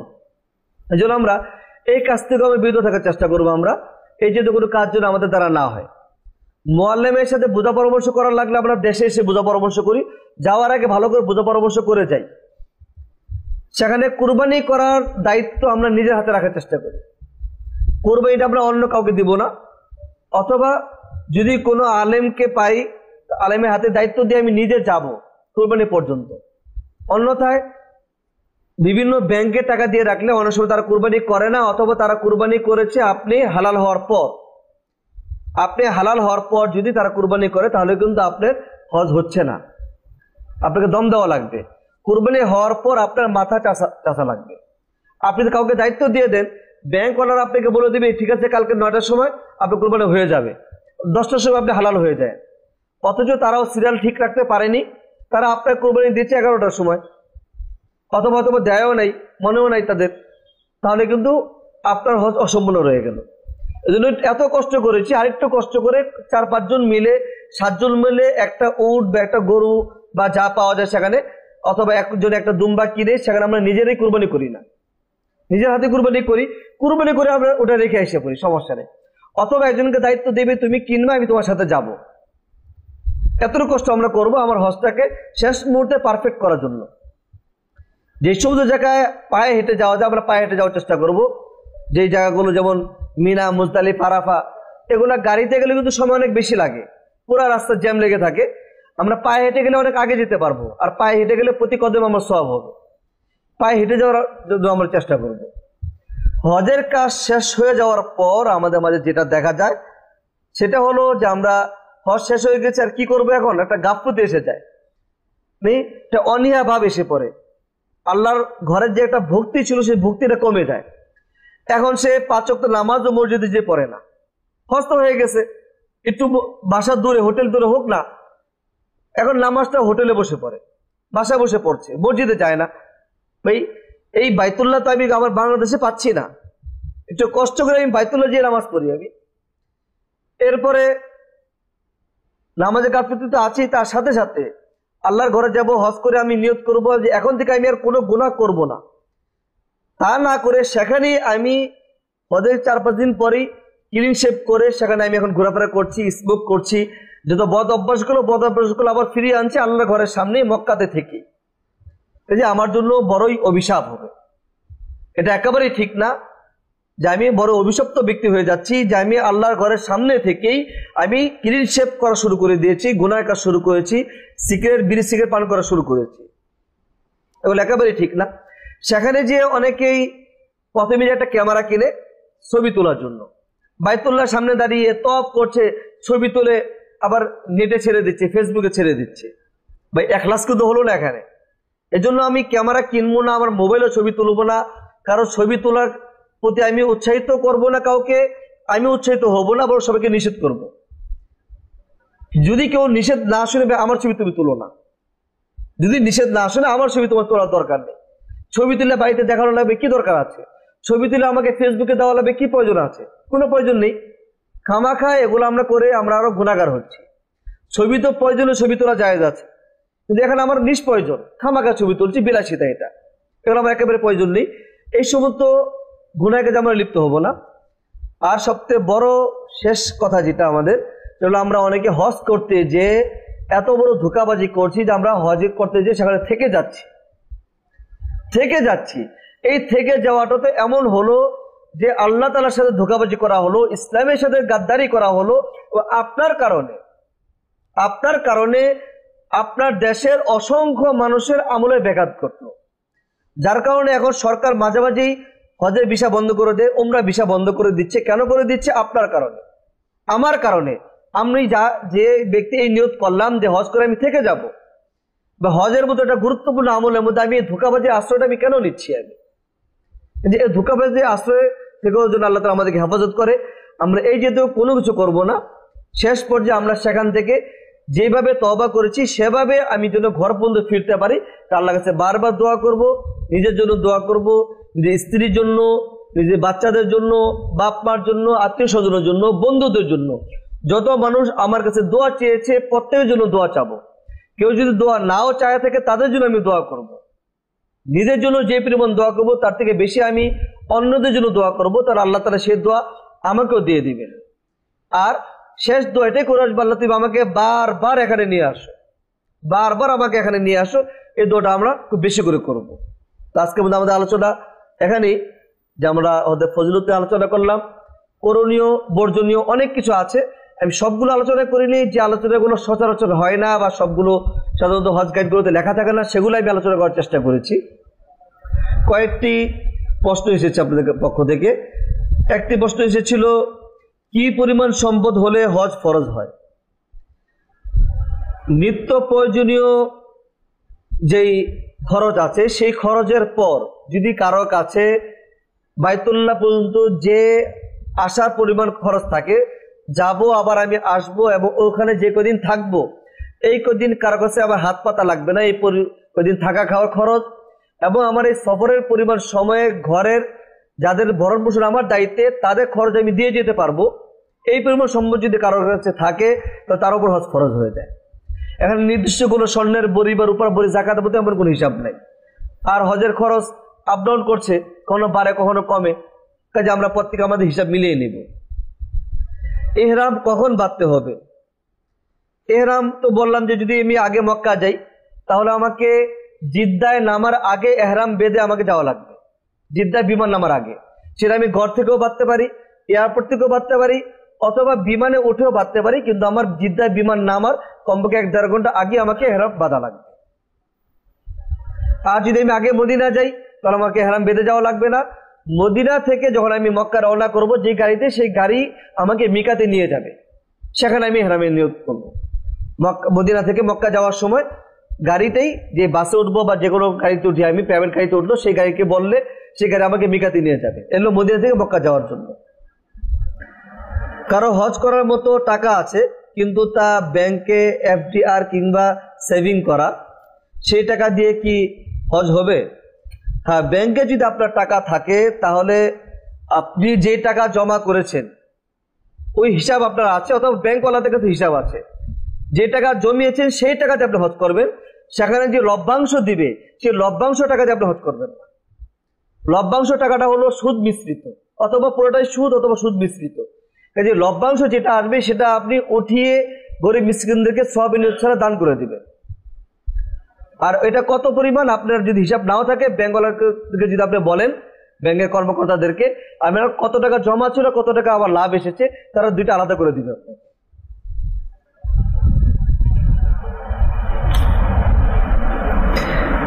প্রশ্ন এসেছে, বারবার হজ উমরার নিয়ত করার একটা হাদিস বলা হয়েছে। এখন প্রশ্ন হলো, সৌদি সরকার এই নিয়ম করেছে যে যে হজ করেছে সে 2 বছর পর্যন্ত আর হজ করতে পারবে না। এমন অবস্থায় বান্দার নিয়ত অনুযায়ী যেতে না পারলেও কি সওয়াব পাওয়া যাবে? আমাদের অন্যতম মূলনীতি হল ইসলামের মধ্যে ইন্নামাল আমালু বিন্নিয়াত। কেউ যদি নেক কাজের নিয়ত করে সাথে সাথে তার সওয়াব শুরু হয়ে যায়। আর গুনাহের কাজে নিয়ত করলে গুনাহ শুরু হয় না, সে গুনাহের কাজ শুরু করার পর থেকে তার গুনাহ লেখা হয়। গুনাহের কাজ শুরু করার পর থেকেই গুনাহ লেখা হয়, আর নেক কাজে নিয়ত করলেই সওয়াব লেখা শুরু হয়ে যায়। এজন্য আমরা যদি খালেস দিলের নিয়ত করি, আর যদি কোনো বাধ্যবাধকতার কারণে আমি যেতে না পারি, আল্লাহ তাআলা আমাকে অবশ্যই সওয়াব দিয়ে দিবেন ইনশাআল্লাহ। বাচ্চাদের নিয়ে হজে যাওয়ার ব্যাপারে একটি হাদিস বলা হয়েছে। প্রশ্ন হলো, বর্তমান মক্কার পরিস্থিতি এমন যে হজ মৌসুমে খুব ভিড় হয়, এমনকি যুবকদেরই খুব কষ্ট হয় ভিড়ের কারণে। এখন কোনো বাবা মা যদি এ ভয় করে যে ছোট বাচ্চা হারিয়ে যেতে পারে, তবে কি গুনাহ হবে এবং সওয়াব থেকে বঞ্চিত হবে? সওয়াবের কথা তো বললাম যে আপনি নিয়ত অনুযায়ী আপনি সওয়াব পেয়ে যাবেন। যদি আপনি বাচ্চাকে নিয়ে যাওয়ার নিয়ত করেন আর কোনো পারিপার্শ্বিক কোনো কারণে বা কোনো বাধ্যবাধকতার কারণে যদি যেতে না পারেন, তাহলে সওয়াব পেয়ে যাবেন। তবে এখানে আমাকে লক্ষ্য রাখা দরকার যে কষ্ট তো হচ্ছেই, এখানে কষ্টের জন্য সরকার সুন্দর ব্যবস্থা করেছে। বাচ্চাদেরকে নিয়ে আমি নিচে তওয়াফ করতে পারবো না, উপরে করি, দোতলায় করি, 3 তলায় করি, ছাদে করি, বিভিন্ন ব্যবস্থা আছে। ছাদে করলে একটু ঘোরা বেশি হবে, ঘোরা বেশি হলেও আপনি জিরে জিরে করুন। 1 চক্কর দেন, একটু জিরিয়ে নেন, আরেক চক্কর দেন, একটু জিরিয়ে নেন। এরপরে ট্রলি আছে, বাচ্চাদের জন্য ট্রলি গাড়ি আছে, সেই ট্রলিতে বসিয়ে নেন, ট্রলি কিনেই নেন। আর ছোট বাচ্চা হলে ওই বুকে বা কোমরে বা পিঠে বাঁধা বেল্ট আছে, বেল্টে বেঁধে নেন, তাহলে সহজ হয়ে যাবে। যদি নিয়ত করেন, নিয়তের কারণে তো সওয়াব পেয়ে যাবেন। তবে সরাসরি তাকে নিয়ে হজ করলে যে সওয়াব, সেটা তো পুরোপুরি পেলেন না। এই জন্য চেষ্টা করা, নিয়তের সাথে বাস্তবায়ন করা, একটু কষ্ট হবে, তারপর কষ্ট করার চেষ্টা করা। মানুষ করছে, অনেক ছোট ছোট বাচ্চারাই হজ করছে। প্রশ্ন এসেছে, পিতা মৃত, মারা যাওয়ার পূর্বে ওসিয়ত করেন নাই, ছেলে হিসেবে কোনো মাওলানা সাহেবকে দিয়ে বদলি হজ করা যাবে কিনা? মাশাআল্লাহ, খুব সুন্দর।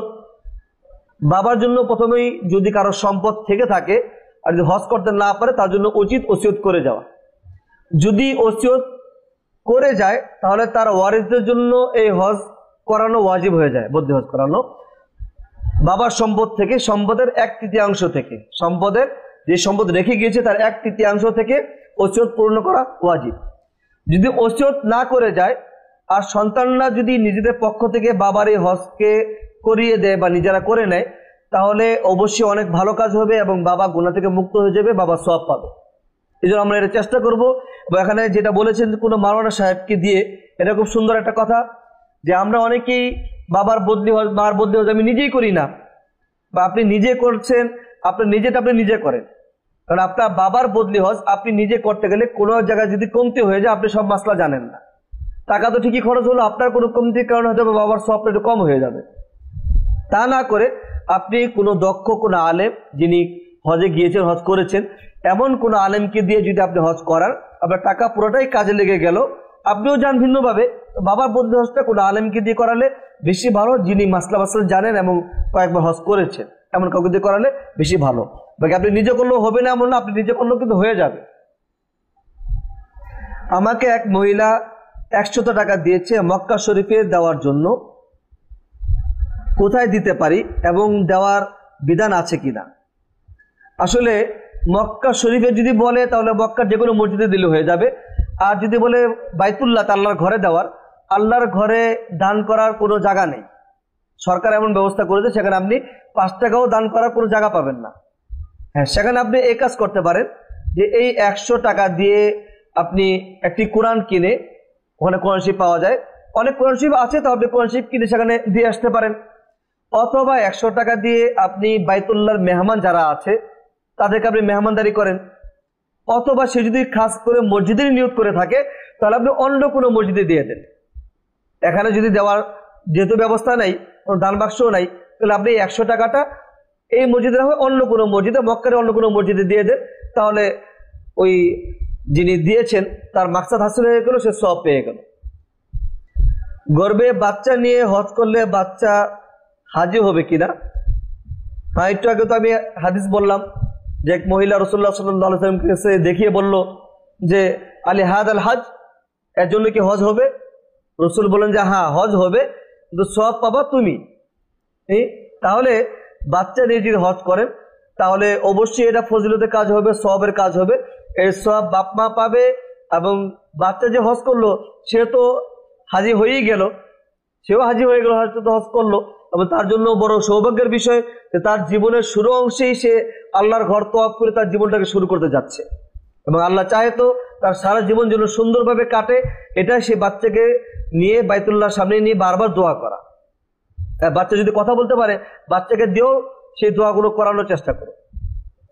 এই প্রশ্নগুলো এসেছিল, তো আলহামদুলিল্লাহ আমরা চেষ্টা করব আমাদের পুরোপুরি হক আদায় করার চেষ্টা করব, এবং আমাদের সবসময় সেখানে স্থানীয় কোনো আলেমের নাম্বার রাখবো। যে কোনো সমস্যায় স্থানীয় কোনো আলেম, আমরা বাংলাদেশ আলেম যারা থাকবেন তাদের কাছ থেকে আমরা মাসলা সবসময় জেনে নিব। অনেক মাসালা হয় দোদুল্যমান বা একতলাফি বিষয়, অমুক এটা বলে অমুক এটা বলে, আমি কি করব? এই ক্ষেত্রে 14 জনের কথা না শুনে 14 নৌকা পাড়া না দিয়ে আমরা যেহেতু হানাফি মাযহাবের অনুসারী, হানাফি মাযহাবের কোনো আলেমের কাছ থেকে আমি সমাধান নিয়ে নেব। আর সেখানে যে আমরা বিভিন্ন তরিকার আমল পাবো, আমরা সব তরিকার আমল দেখে আমরা সেখানে শেখার চেষ্টা করবো না, ওটা আমরা শেখার জন্য যাইনি। কেউ নামাজ পড়বে বুকে হাত বাঁধবে, কেউ বারবার হাত ছেড়ে দিবে, কেউ আবার আল্লাহ আকবার বলে হাত দুপাশে ছেড়ে দেয়। সেখানে মক্কাতে আপনি হরেক রকমের নামাজ পাবেন। আবার কেউ কেউ আছে নামাজ পড়ছে সালাম ফেরানোর সময় আসসালামু আলাইকুম বলে সালাম ফিরায় না, তার হাঁটুতে 3 বার থাপ্পড় দেয়, 3 থাপ্পড়ে তার সালাম ফেরানো হয়ে গিয়েছে। আরে কারটা গ্রহণ করবে? কেউ বলবে আমারটা সহি, কেউ বলবে না এটা সহি, কেউ বলবে হাত ছেড়ে দেওয়া সহি। কাজেই অনেক সহি আছে, সব সহি পিছনে আপনি না পড়ে আপনি এতদিন পর্যন্ত যে সহি মাযহাবের সহি হাদিস অনুযায়ী আমল করে আসছিলেন, আপনার মাযহাবে অনেক বড় বড় হক্কানি আলেমরা আছেন, তারা কেউ অন্ধ নন। তারা যেহেতু অন্ধ নন, তারাও হাদিস অনুযায়ী আপনাদেরকে মাসালা বলছেন, কাজে তাদেরই অনুসরণ করা, এবং 14 দিকে যদি আমরা তাকাই, বিভিন্ন দিকে যদি তাকাই, আমরা পথভ্রষ্ট হয়ে যাব। আল্লাহ তাআলা আমাদের সবাইকে সহি বুঝ দান করুক, আল্লাহ তাআলা আমাদেরকে পাক্কা সাচ্চা হাজি হিসেবে কবুল করুক, এবং বারবার হজ ও উমরা জন্য আল্লাহ তাআলা আমাদের কবুল করুক। আমা তৌফিক ইল্লা বিল্লাহ।